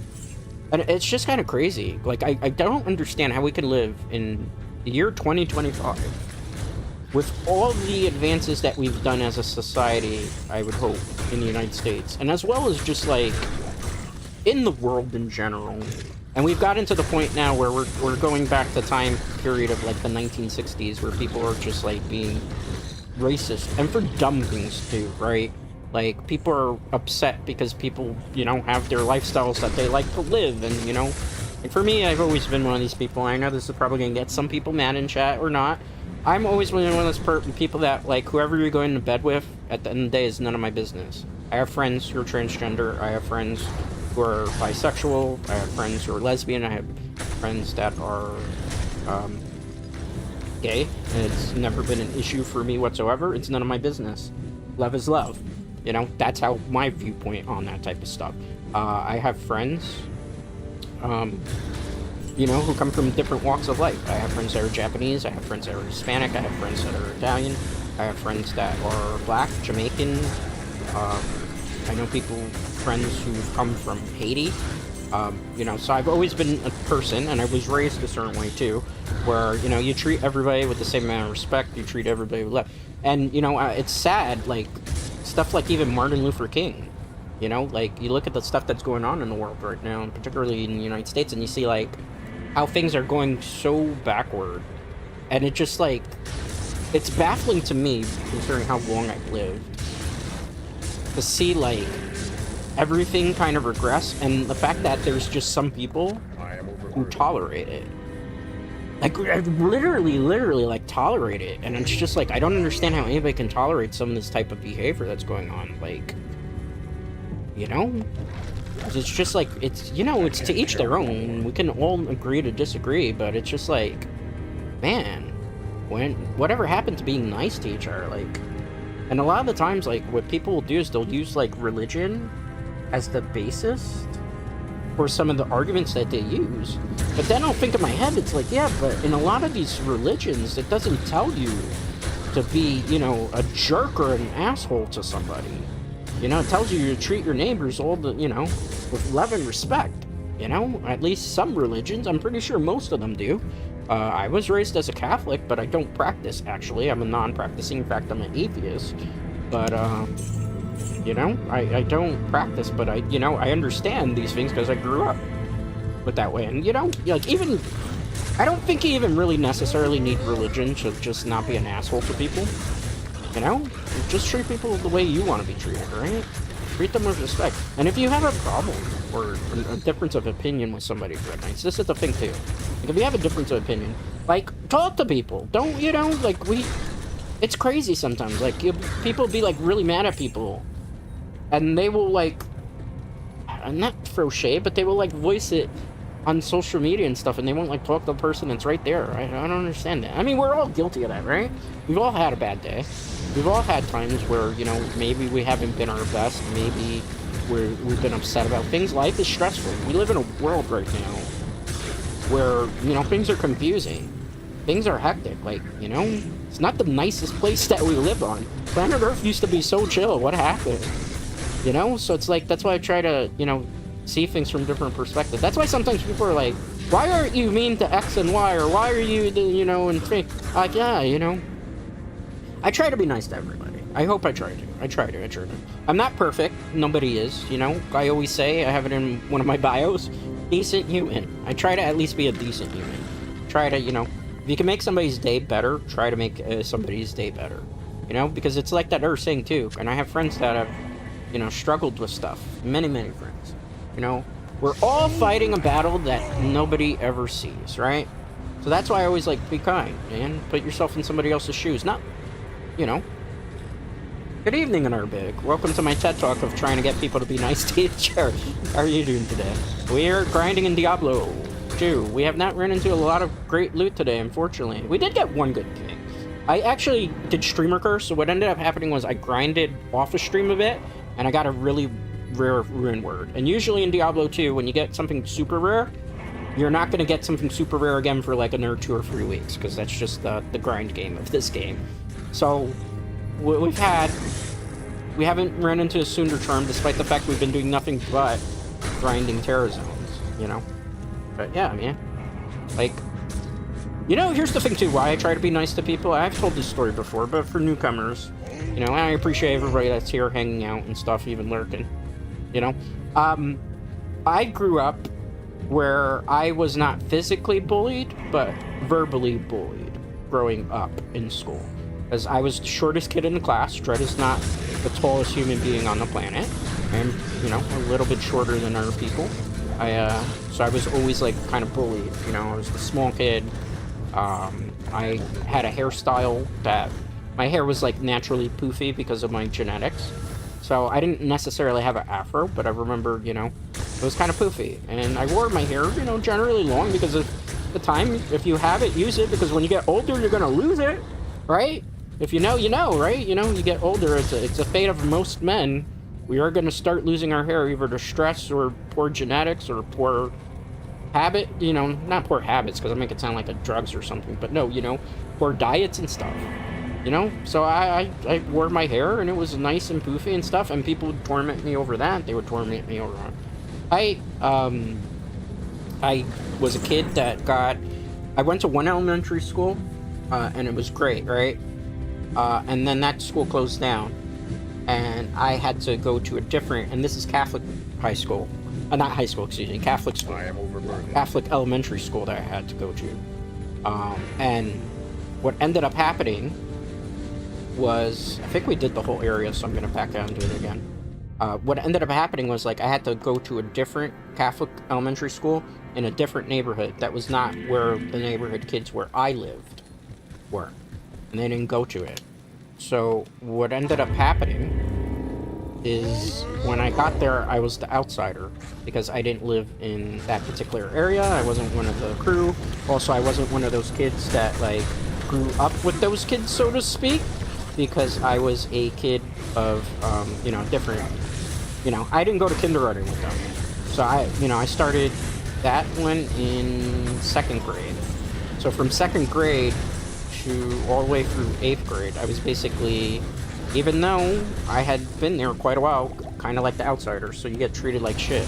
Excuse my language, I know YouTube doesn't like when people curse, you know? And then on top of that, I was a very smart kid. You know, I'm a kid that had 90s my whole life, 90s and 100. In fact, I was such a smart kid even when I graduated from college. I'm not trying to flex. I graduated with a degree in honors. So, you know, be the smallest kid in the class, on top of being the smallest kid in the class, also be one of the smarter kids in the class. That then on top of that, the other smart kids hate you because they feel like they're threatened by you because they can't be like teachers' pet necessarily all by themselves. You know, there was that, and then on top of that, not being the kid that lived in the area, so you're always considered an outsider, I had the deck stacked. So, you know, 2 through 8, I was verbally bullied. I didn't let her get to me. I just kind of ignored, you know, people. And when there was a bully that tried to bully me physically, I took off my Mets cap and I hit him straight in the face with my Mets cap, and he started to cry like a little biatch. You know, that's how we do it in New York, you know? You want to bully me, I'll hit you. And if I hit you and I get in trouble, yeah, okay, call my mom. My mom is the one that told me it was okay to hit bullies. So, you know, there was that. But I never really let myself get physically bullied, but, you know, verbally you have to deal with, like, dumb stuff. And kids can be really mean sometimes, you know? Like, because they're kids, and unfortunately these kids, where they were, a lot of these kids grew up in families where they were, like, doctors or lawyers, so they felt like they were better than people, and they were snooty. You know, it's the ironic thing, too, and this is, like, kind of how karma kind of balances this out at night. When they got older, a lot of them that were these I'm better than you type of attitudes didn't really have that great of lives. Karma kind of kicked in for quite a bit of them. So I don't necessarily feel bad, because it's like one of those situations where you reap what you sow. You act like a bully, you eventually will have it paid back to you somehow. Maybe not physically, but maybe in some different ways. You know, so I was always great when, like, I left elementary and graduated and went to high school. I went to Catholic high school. That was just, you know, kind of what we had to do. We couldn't go to public school because my mom wasn't really comfortable with the idea of public school, because she was a public school kid. Kid, excuse me, I'm tongue-tied and twisted today. And, you know, in high school it was way bit different, because what I did when I got to high school is I made friends with all the seniors. And then I made friends with all the juniors. So since I was friends with all the juniors and all the seniors, if somebody ever, like, annoyed me, I just had older classmates that would have my back. I ran into, like, 1 or 2 people, obviously, in high school that were, like, assholes, because that's just kind of high school, right? And you know what I did? I just, for the most part, ignored them. You know? Maybe in freshman year or a little bit, but then I was like, nah, I'm just gonna make friends with all the older kids. I seem to always like to go towards the mature kid side, I guess, as I was growing up, you know? I yearned for mature conversations and intellectual things. And, you know, it was fine. High school, I had a good time in high school. College is a little bit more interesting, because I took a little bit of time off from college. I didn't go right away, and then I went. And so when I went, I've told this story on stream, but for newcomers that maybe have never heard this story, I went to college, and when I went to college, for one of the degrees that I have, I walked into the classroom and I had my computer bag, which was my laptop bag and stuff, and the girl, it was a classmate of mine, was like, "Oh, Professor, it's so good to meet you today. How are you doing, Professor?" And I turned to her and look so confused and give her an eye, and I'm like, I'm not the professor, I'm one of your classmates. And they just stayed, like, astonished, and I felt kind of mortified. And I was not, when I went to college, I was not, like, super old, mind you, you know? And this was when I wasn't rocking facial hair or anything of the sort, Dread Knight. And I was just there like, oh my goodness, do I look that old to you that I can pass for the freaking professor of the class? Oh man, that always mortified me that day. That was like the first day of the film class that I took too, mind you. What was the class itself? It was film. It was like film 101 or film 102, something like that. Where you basically sit and you have to watch movies and analyze them and then write papers on it. I had a great professor for that. He was freaking phenomenal.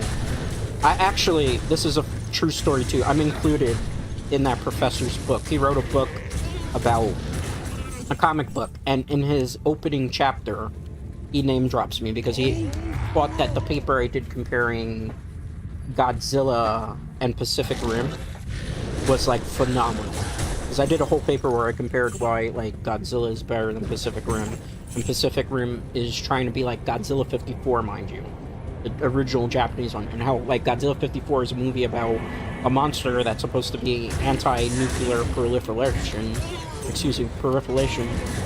sentiments, and how with Pacific Rim it's just giant robots fighting kaiju.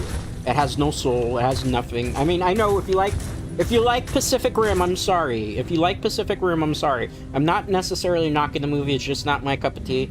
Because I like my kaiju films to be where they have some sort of theme. Godzilla was about, you know, disarmament of nuclear weapons. Gamera, to a lesser degree, the black and white one was about that. And, you know, the Guardian of the Universe one, the Heisei timeline of Gamera, was about, like, respecting people, respecting, you know, Mother Nature, the environment, and stuff like that.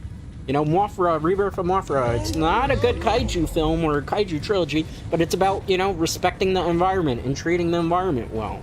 I like when my kaiju films have an important message that they're trying to teach the viewer. Pacific Rim doesn't do any of that. It just is giant robots fighting kaiju. Don't think about anything else, right? There might be a subplot where the guy is trying to, like, find his place in the world, and he finally finds it, and he finally finds, like, the perfect teammate.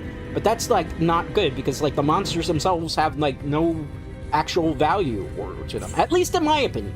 My opinion of it. You know, everybody's gonna have a different film opinion on that. But I was included in the book because I wrote a very long paper in college about this, and my professor was, like, astonished, like, what the hell are you doing here? Well, I already was a journalist at that time, so, you know, I had a background in that type of stuff. I just went back because I needed the film degree, because unfortunately, I mean, you can work in film and television without the degree, but it's so much harder to get any gigs. And then, you know, it's the ironic part. I'll tell you this, when you even have the freaking degree, it's still hard to get work, because then people always want to use the excuse, well, I can't hire you because I can't afford you. I'm like, but I can take a pay for that. No. So you'll hear that excuse of, I can't hire you because I can't afford you. I'll take a pay drop if it's a, you know, a decent enough pay drop. And it's like the story of my life, man. Story of my life. How many of you in chat have gone on job interviews? Or gone on, like, if you're a gig person, I work on gig-to-gig basis, basically. How many of you have gone somewhere and your employer said, we can't hire you because you're too good at what you do and we can't afford you? It's crazy. Oh wow, Pacific Rim. Yeah, Pacific Rim. I will share what book I'm in Discord, because I don't mind sharing it in the Discord. I just, obviously, because it's the internet and that might be a little too much. I could even show you the excerpts on Discord as to being included in the book, but yeah. You know, I've never seen the sequel to Pacific Rim because I hated Pacific Rim, the first one, so much, which I know is crazy. And there's probably some people who really, really love it, but I don't know, just, to me, it didn't do anything. I need my kaiju films to have, like, a point, you know? If I want to see just giant, like, even Gundam, let's use Gundam as an example. In anime, obviously not. All the Gundam shows have a point to them. All of them. Amuro was an outcast that his dad didn't love him, and he finds true purpose and true friends in his life by piloting the Gundam 0079. What was it, the RX 79, right? If I remember correctly, the model.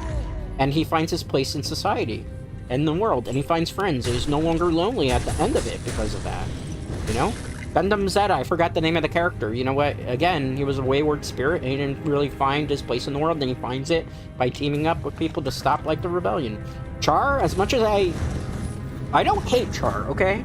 Because somebody's gonna cancel me for saying this, but I'm not the biggest fan of Char as a noble, because the problem I have with Char is not so much what he did in Gundam 0079. I understand that. That's fine. He had to take revenge. I get that. I have a problem with him in freaking Char's counterattack, because the logic that he uses and the methods that he uses and the friendships that he was willing to throw away just because he feels like society hasn't gone in the direction that he wants it to go into is just selfish, man.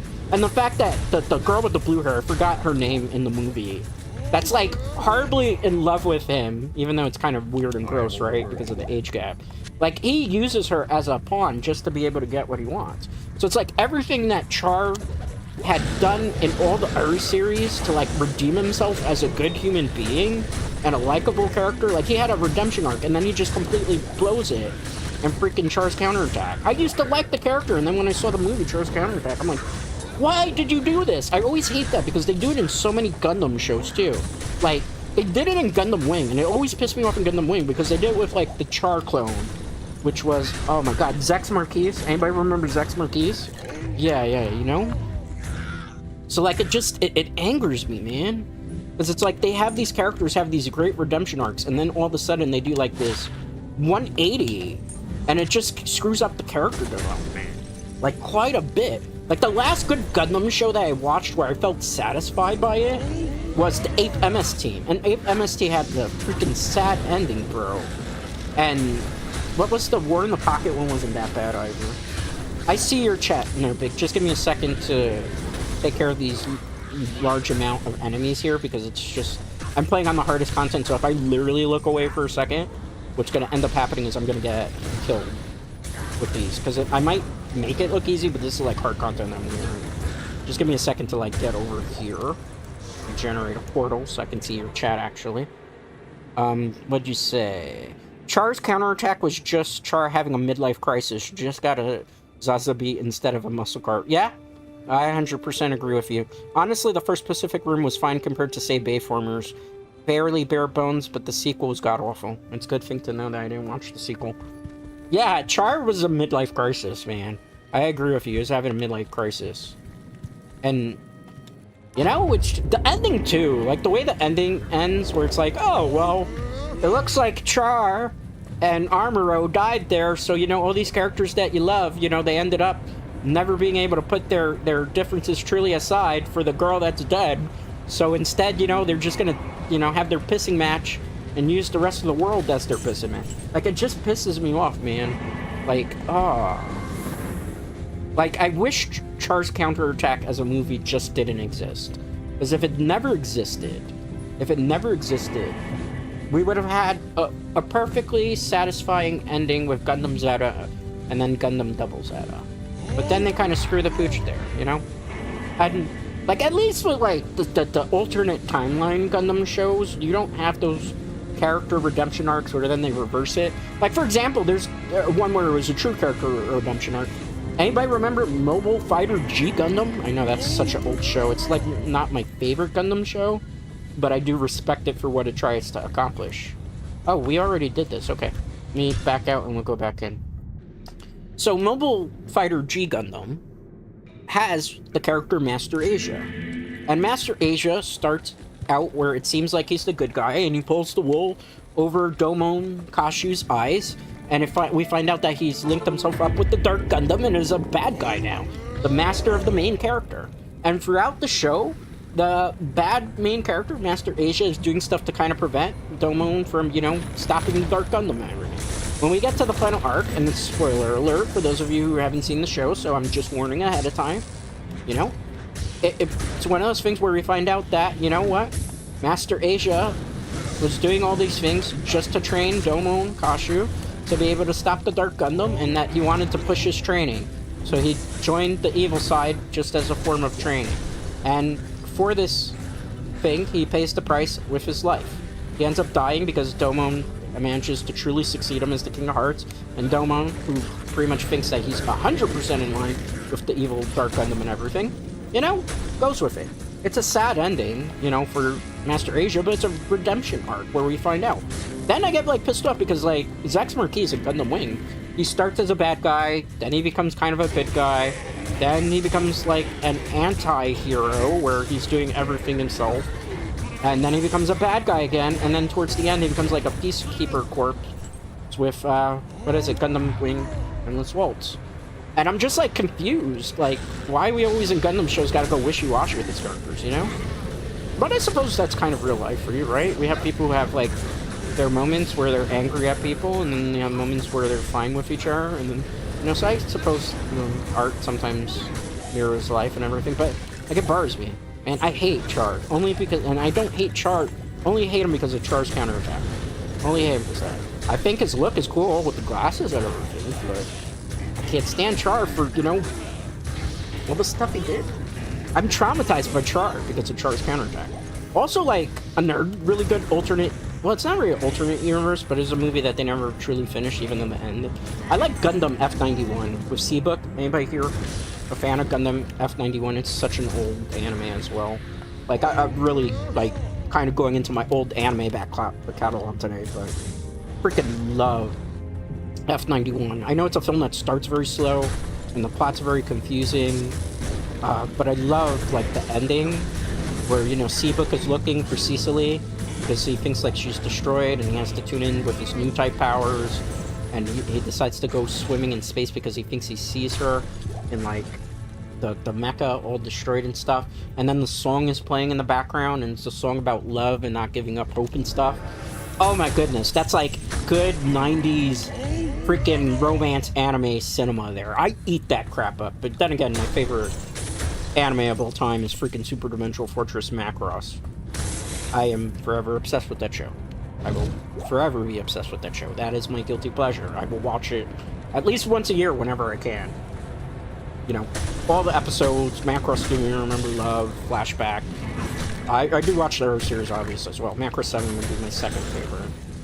But, you know, I'm a sucker for that stuff. Gundam F91 is... I think it's an underrated film. I know a lot of people don't like it, and when you look at, like, reviewers that reviewed it, they gave it, like, a mixed review. I used to review anime stuff on a website many years ago. I did review F91. I gave F91... I think I gave it a 3 out of a possible 5. Because I felt like it was a good movie. There was parts where it's very slow. I felt like there could have been a little bit more action. And I don't think, like, every character is necessarily memorable, because if I mentioned Seabrook, how many of you in chat got, like, super excited and said, yeah, I know Seabrook, but if I say Char, everybody jumps on Char. If I say Amuro Ray, everybody knows who Amuro Ray is. But if I say, like, Hiro Yui, or Zex Marquise, or Troa, everybody knows those characters. If you say Seabrook, nobody remembers Seabrook. Anybody remember the character from Gundam X? Anybody? Anybody remember that? I don't. I don't remember the main character's name from Gundam X. I don't. That's how unforgettable that character was. Anybody remember the name of the character from, what is it? Turn of Gundam? Yeah, I'm bringing out the old ones. Probably another big, probably can list all these Gundam show characters that I'm talking about right now, potentially, right? Let's see. Char probably wanted to die, wanted Amuro to do it. He was the one that leaked tech to Lendon Bell, after all. He wanted Amuro at his best. Yeah, I feel like, in regards to Char, I feel like, yeah, it was one of those things where he wanted Amuro at his best just to prove that he was superior to Amuro. And in the end, did it really pay off for him? Not really. You know? I would have loved it, I'll be honest with you, when it came to Char's counterattack, since we went back to that plot point, I would have personally really loved for it to have ended where Char sees the error of his ways, Amuro was able to subdue him, and they finally truly buried the hatchet. I mean, they kind of do in the finale of it, but not like the way where, oh, well, everybody gets to live, and at least they fight alongside to protect the new world and the new piece of the new century. No, we don't get that. We get that very ambiguous ending that as soon as they all died. That's what I just feel cheated by that. You know, I feel like the ending cheats everything that Gundam 079 does. You know, and but then again, like, some people will argue, because I have friends that argue Macross's ending upsets them. Like, I have a friend that it's like, how dare Rick? Well, correction, not Rick. Excuse me. Rick would be Robotech the Bastard, but in the actual Macross, how dare Hikaru pick Misa Hayase over Lin Mime? Because I have friends who are avid Lin Mime fans, and they're like, Misa, yuck. I'm like, why is Misa yuck? Like, when you think about Misa, Rick was, correction, not Rick, excuse me. Hikaru was always looking for a strong, mature woman character. You know? And Lin Mime was a little bit immature, obviously, because she was younger than Hikaru. And on top of that, she was always busy in life, you know, because she had her music career that she had, and then she had her acting career. You know, Lin Mime was the true idol. And Hikaru was one of those characters that, you know, was never going to be able to fit into the idol lifestyle. So he had no choice but to pick the woman that was always going to be around and mature and the support thing. You know, it sucks. I feel like Lin Mime did kind of get the short end of the stick too, right? Because at the end of the series, like right before the very end, like, you know, she doesn't want to sing anymore. She doesn't want to perform because, you know, Typhoon, aka Lin Kyle, had already like ruined stuff for her. You know, because they were in an abusive, toxic relationship, which was gross too because they were freaking cousins. So, you know. Kissing cousins? Gross, man. Gross. You know, so there was that, you know? But it's like, there was no way that show could have ended where Hikaru was going to end up with, like, Min-Min. No way. Because they had, from the very beginning of the plot, showed that, like, idols can't really date. like normal guys, at least in the show. Or at least that was 80s idol culture. Again, I'm not like super up on 80s culture when it comes to idol culture. I have a friend, her name is Reni Miramura, that is an idol, or used to be an idol. She's a former idol. She sang the Pokemon opening song for one of the movies. You can Google that, or I will post a link to Discord. So, like, I know how, like, modern-day idol culture, but I don't know how it was in the 80s, but I'm assuming it would have been super strict back then. And then it's still kind of strict, and I don't understand some stuff still. Even, like, some practices, I wrap my brain over them. But that's a topic for another day, right? That's not one. But yeah, like, you know, so Hikaru, I keep always saying, because, you know, I watched Robotech and then I watched Macross. Because I found out, oh, wait, there's this, you know, bastardized version of it. So I'm still stuck in old ways, though. But then, yeah, you know, like, there's no way that he wasn't going to pick Misa Hayase. Like, she was the right choice for what he needed in his life. But I felt bad for Minmay, because, like, Minmay, then what happens to her? It's implied that she might be, this is a spoiler alert for anybody who hasn't watched Macross 7 yet. They kind of softly implied that Neki Basara, the main character of Macross 7, might be Lin Minmay's kid. And they have also kind of hinted, I don't personally like them, but have anybody seen, like, the Macross, I think it's called Utada videos that you see on YouTube, where they'll have, like, Neki Basara teaming up with Minmay and a singing thing and CG animated? That's, the reason they do that is because they wanna, the fanbase keeps implying what Macross 7 did loosely, that was Basara's Minmay's kid. So I always kind of wondered who the hell was the father, though. Because that's what I want to know. Who is Neki Basara's father? Because we never got that. It's not Hikaru. We do know that he's paired up with a fighter pilot. So we know it's like some fighter pilot. But who could it have been? Because there wasn't that many, like... Couldn't be Max, because Max is obviously with Miria at the end. Azakaki, aka, I forgot what he was called in English. He's dead because he died. So, did she fall in love with another, like, fighter pilot? I mean, it's kind of loosely implied that probably is the case with Neki Basara, that that's why he could pilot, that's why he has access to it. But I always wanted more. Always wanted more, and, like, they did so much with Macross 7 that a lot of people didn't see. Like, there's Macross 7, there's Macross 7 Dynamite, then there's Macross 7 Encore, then there's lost episodes of Macross 7. I don't know if that came to... I don't know if that's on Hulu, is it? Or wherever they put it.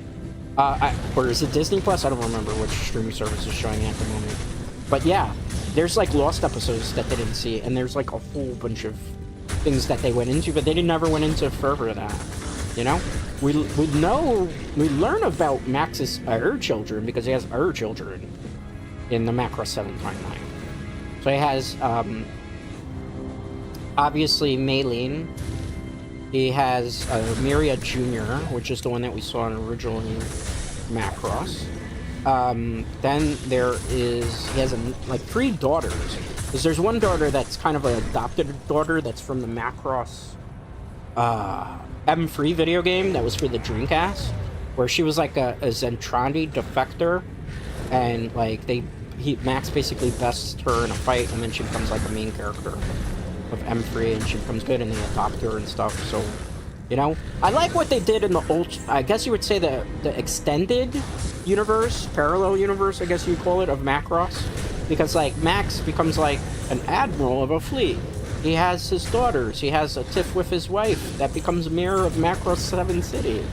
You know, and then they get back together in the end. There's like a lot of cool stuff that happens. Max is my second favorite character. My first favorite character is Hikaru.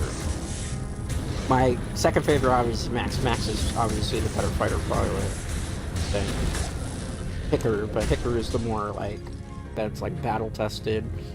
Best girl, Misa Hayase. I'm sorry, Lin Minmay fans. I'm sorry, but I have lived my whole entire life looking for a girl who is exactly like Misa Hayase, because I feel like that's all the values that I need in my life. So yeah, there's that. I know it's funny. Dred's dropping so much random lore today.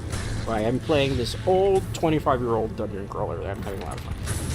But hey, this is a testament to my gamer skills too, right? Because I'm doing incredibly hard content, not dying with incredibly hard content, and also just like pushing forward with this.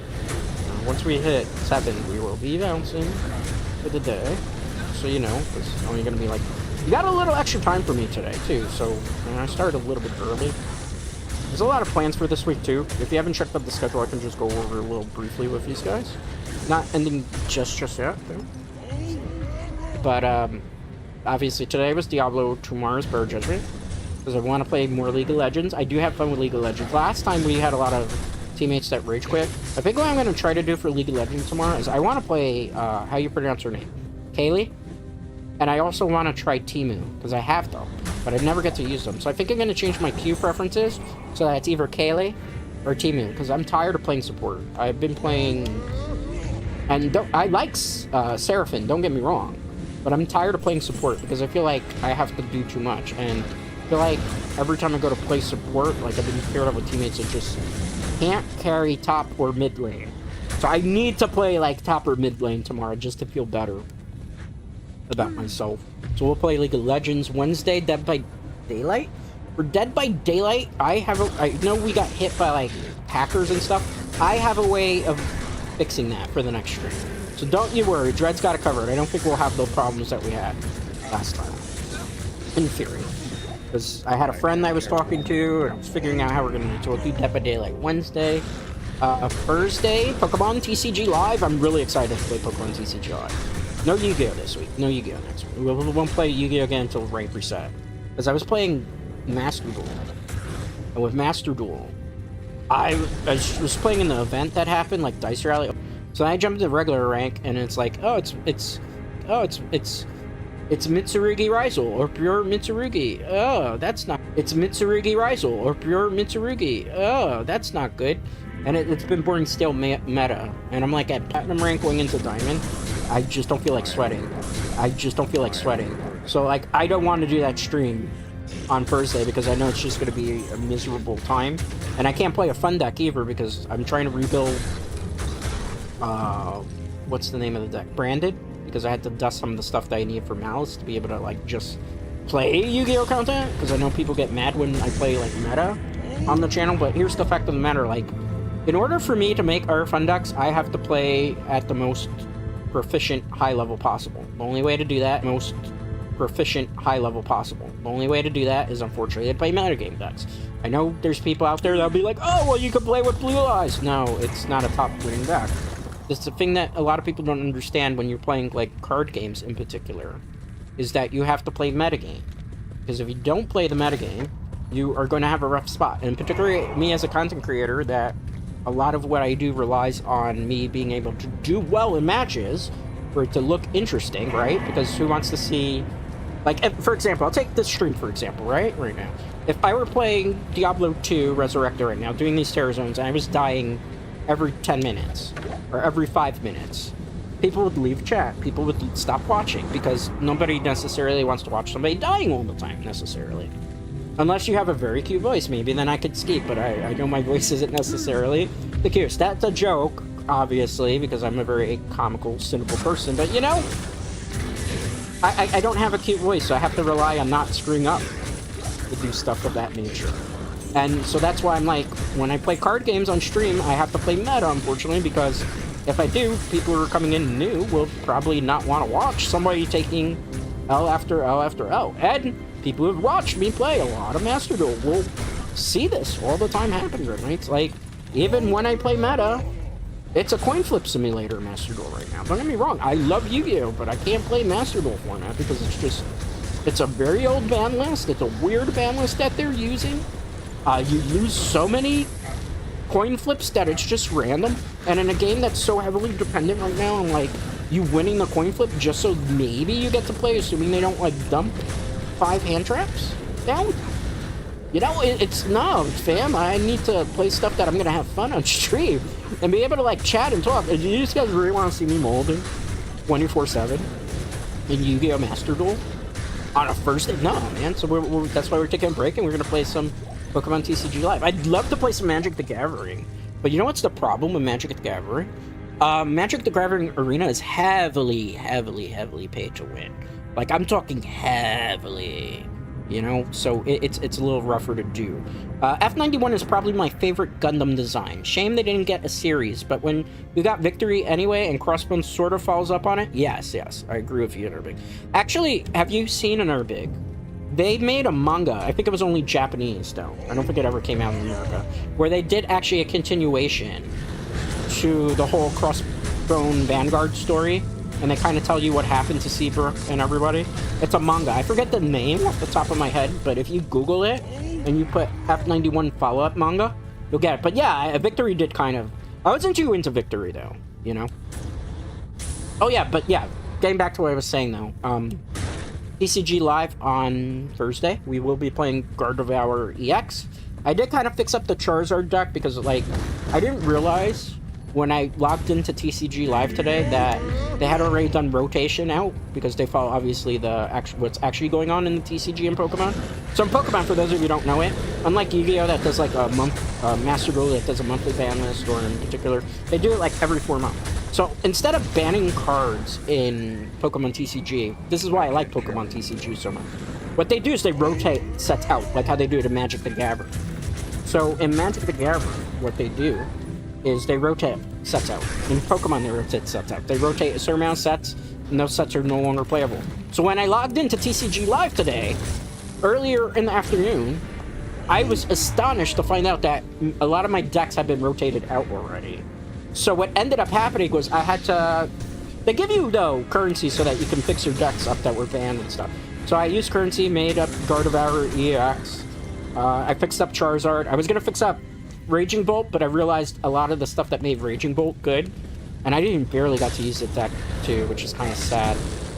Raging Bolt pretty much got like demolished at this point, so you can't really, you can play it, but it's not as good because most of the stuff that helped the engine really do well is banned. So I have to fix that one up. I gotta look. I don't have as many resources, but we're gonna play a lot of TCG Live on Thursday. I'm looking forward to it. So, and I could show you like decks that I actually use in IRL and those things too, which is kind of cool. So, but I do want to at some point Magic the Gathering Arena. Again, it's like I'm not sponsored by these, obviously, companies, so it's not like, you know, they throw me a bone and I have like resources to craft. I have to do things the super hard way, like all of you. But that's why too, like when I do stream games outside of League, because League is League, and anybody who plays League understands your win rate is probably going to be a lot lower than your loss rate in that game. I try to play games where, you know, it's going to be at least entertaining for people to watch, you know. Because if you die all the time, it's just... Not that there's anything wrong, you know, because, again, there's a lot of people who stream and they have different skill levels, you know. Video games are for everyone. I've said this a long time. Like, if you have to play your game on easy, no problem. I'm not going to judge you. I will play... What do I play on easy?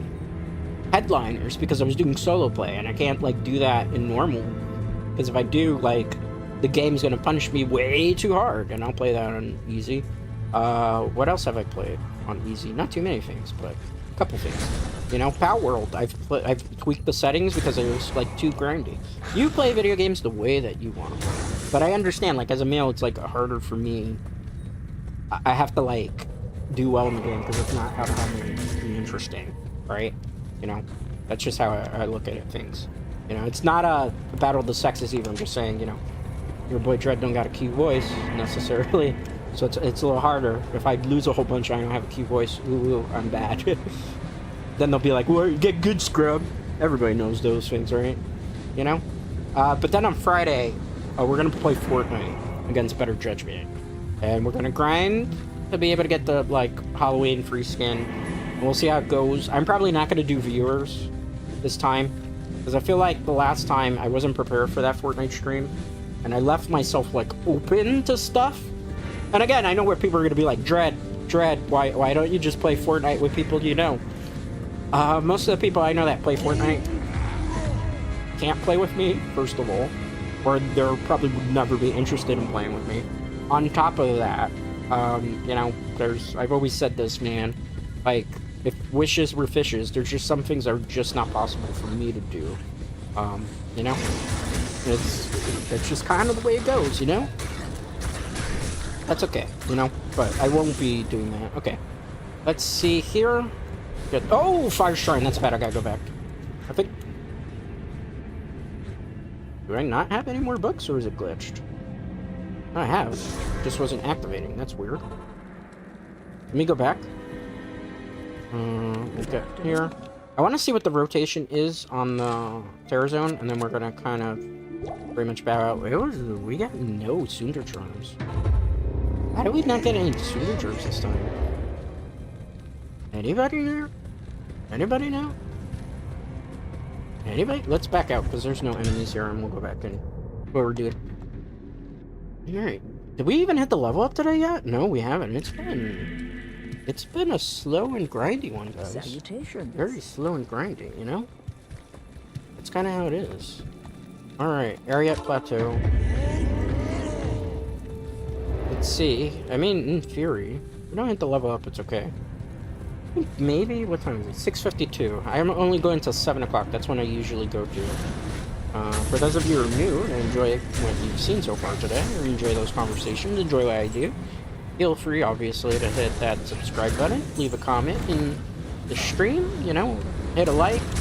All those things help with the algorithm just a little bit. I know it's me shamelessly promoting and say those things, but I have to, as a content creator. If every big name can say that, I can as well, I suppose, right? You know, all those little things help with the algorithm. And everybody that's like watching and lurking too, I appreciate you guys as well. I do. You know what? Lurkers are the backbone. I don't know why Twitch hates you guys lately. So I don't know if anybody's been paying attention, but apparently, like, Twitch is not letting people lurk. It's not counting lurkers as views on Twitch. That's one of the reasons why I kind of been more pro YouTube right now, as opposed to Twitch, despite the fact that I'm monetized on Twitch. I'm not monetized on YouTube as of yet. On top of that, it's always, like, the battle with Twitch, too, because I know, like, I understand as viewers, right, that watch my streams and watch streams in general. Like, I understand viewers don't want to watch, like, streams with ads. Like, I get it. It breaks the momentum of streams. I understand sometimes those ads are not things you really care for or want to look at. But, like, in the retrospect, like, for some creators, it really is, like, the backbone of how they're able to, like, refuel stuff into their channels, whether it be games or whether it be, like, for VTubers, you know, VTuber models are expensive. They don't grow on trees, guys, you know? If you want a live 2D model, you're looking at, like, Shy Lily, what was it? She spent, like, $8,000, if I'm not mistaken, on a live 2D model. Does it look like Dread has $8,000 to drop on a live 2D model? No, I don't. I mean, even if I did, realistically speaking, no disrespect to anybody that does that, keep that in mind. Like, you know? Yeah, I can't afford that. You know, rent's expensive. Life is expensive. New York City, man. You think I could afford $8,000 to do it if I had it? So, you know, but the point I'm saying, though, is, like, I know a lot of viewers always complain about people's, like, on Twitch showing ads and stuff, but this is how, for a lot, I'm not saying, like, necessarily everybody that's on the top, but, like, on the bottom particularly are just trying to get their stuff going. That's how they feel it. So, like, when you go into streamers' streams and then you give them grief about it, this is why I stopped doing Twitch, mind you. Because I had people that would always come in on Twitch and then complain because I'm running an ad, but, like, bro, I went to, like, trouble. Like, when I got monetized on Twitch, this was, like, 2022. I was streaming on Twitch 8 hours a day just to get monetized for the span of, like, 6-7 months, bros. Just to get monetized. And then I go all that hardness to do that, and then you have people that are going in and they're like, oh, I'm using an ad blocker, or oh, I'm using this, or oh, I'm using that, and it's like, bros, if you're saying that, don't tell the streamer ever. This is like streamer etiquette too. I'll tell you, don't ever tell streamer when they're streaming, oh, I'm using an ad blocker. Because it just basically means that you don't value what your streamer does enough to be able to watch or sit through something. Be able to help support what they're doing. That's the only thing I'm going to say on that piece. Like, I have friends where I'm not subscribed to their channels or I'm not, like, a membership, and I sit through the ads gladly because I know that that's going to help them do their stuff and fun things, you know? But that's why I don't do Twitch anymore. Because when I was doing Twitch, people always would complain that I'm running ads. And it's like, well, what can I do, you know? If I don't run them, I can't really take advantage of anything that is monetized on Twitch. But if I run them, people will complain, or they don't want to watch, or they leave when an ad breaks. So it's like, you never could do things, man. And it's funny, too. Like, it's always weird, because, like, the same people that will complain And I'm not knocking anybody, and keep that in mind. I'm just saying this is like, from my evaluation. The same people that will complain about having to watch ads are the same people that are subscribed to like Netflix, Hulu, all those things, and have to, like, ads that they have to watch for all those things. And they never complain about it. So then it's like, well, why are you complaining? Why is this, what streamers do, any different than if you're watching a television show? Or you're watching a concert performance? Or you're watching a sporting event? People don't complain when, like, football, you're watching football and an ad comes on football, alright? I don't get it. So how do you complain about that? Why is it that streamer content is any different than television content or Netflix content and stuff? If you're okay with those, are you not okay with the rest? Right? That's how I look at it. You know, but what do I know, man? I'm just a anime dragon boy on the internet playing a 25-year-old dungeon crawler. Maybe I don't know anything. You know? It's fine though. Alright, I think... I just am curious what the Terror Zone is, but we're probably ending in 2 minutes, because I don't feel like we're going to get any better loot than what we got today, which was not really much. We don't have a lot of great loot to show for it. And we did a 2-hour run this, which is kind of funny. Manga is Crossbones. There's also a long-running F90 manga now that has served as a prequel. Oh, okay, so you are familiar with it. Twitch is definitely getting rough at the moment, too. A lot of controversy all at once. Yeah, you know. So it's like an Urbig and everybody else that's watching. Like, what are you doing? You, as a streamer, sometimes no matter what you do, you just can't win. Because no matter what you do. And yeah, there is a controversy. I'm familiar. This is a PSA to anybody that's watching. Don't ever go to a thing like TwitchCon and then run up to a female streamer and kiss them and stuff. That's not cool. We are better as human beings. We are better as men. We are better as individuals than to do that. This is why I don't do, actually, stuff like TwitchCon and stuff. And I haven't really done a lot of anime cons because a lot of people that go to these cons lately don't have chill, you know? It's okay to like a creator, it's okay to respect the creator, it's okay to, but you never should do what happened to Emery on stream. And I'm pretty disappointed, honestly, with the way that Twitch handled it too. Because it was something that could have been prevented, because there was a specific security guard that always used to work TwitchCon that Emery liked. Not like physically but like was one of their go-to dudes. And what ended up happening was Twitch, apparently, because the guy got like a little rough with somebody, banned him from ever being able to be at a TwitchCon, would work as security. So, you know, I mean, I don't agree with roughing somebody up, but, you know, I feel like if you're a content creator and you have specific security detail people that you like to work with. Ooh, Ancient Tunnels, that was terrible. I'm glad we're ending. I would get wrecked in Ancient Tunnels if I did this. Yeah, you know, I feel like if they have a specific person they like to have do their security, considering somebody like Emery has, like, freaking great reach, you let them do it! You let them have the security guard. You just, like, reprimand them, you know? If you can't get that physical, you can just, like, you know? But that's it, man, you know? Twitch, I don't know. Twitch is going through a weird phase too. They don't count lurkers. People don't want to sit through the amount of ads that they're trying to push. You know, it's rough if you're a Twitch streamer. I'm not saying YouTube's much better because YouTube has had its issues, but I have to admit, we're streaming here on YouTube, and I've had way more people coming and watching on YouTube. I mean, and I appreciate these guys, all of you that subscribe and stuff. You know, I've seen more gains and more strides here on YouTube. Then again, I've been on YouTube 5 years, right?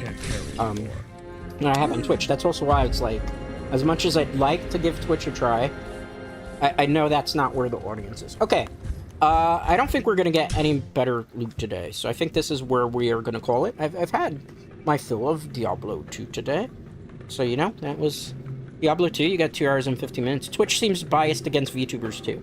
I do agree with that sentiment in Arabic. They don't really like VTubers. They have a lot of issues with them for whatever reason. I'm not entirely sure why, but, you know, there's the clothing policy and everything. So, yeah, I agree. They have it out for them a bit. That's why I try to kind of stay away-ish, even though it's hard for me to get trouble on Twitch. More stricter than on regular streamers. I agree. They are much, much stricter. Some of the things they do is very unfair, too. You know, but what do you expect? The guy that runs it is... Yeah, you know, he's I feel like he has a specific vision of who he wants on the Twitch platform, and I don't really feel, in my personal opinion, it's like VTubers, which is why they're much harsher on stuff like that. With that being said, though, that is all the time that I have for today. Thank you for chatting with me. Thank you for hanging out with me. Thank you for lurking with me. I do greatly appreciate all the love, all the support, everything. You, the Dread Knights, you, the viewers, are the backbone of this channel. You help get things going. You help things make it possible. Without you, there is really no channel, so I always am humbly grateful for that. I will say that, you know, for as long as I continue to do content. With that being said, though, I will see you all tomorrow for League of Legends. Let's hope it goes much better than the last time. Anyway, thanks for hanging out with me. Thanks for lurking. I do greatly appreciate it. Most importantly, I appreciate you. I'll see you all tomorrow for League of Legends. Till next time, guys.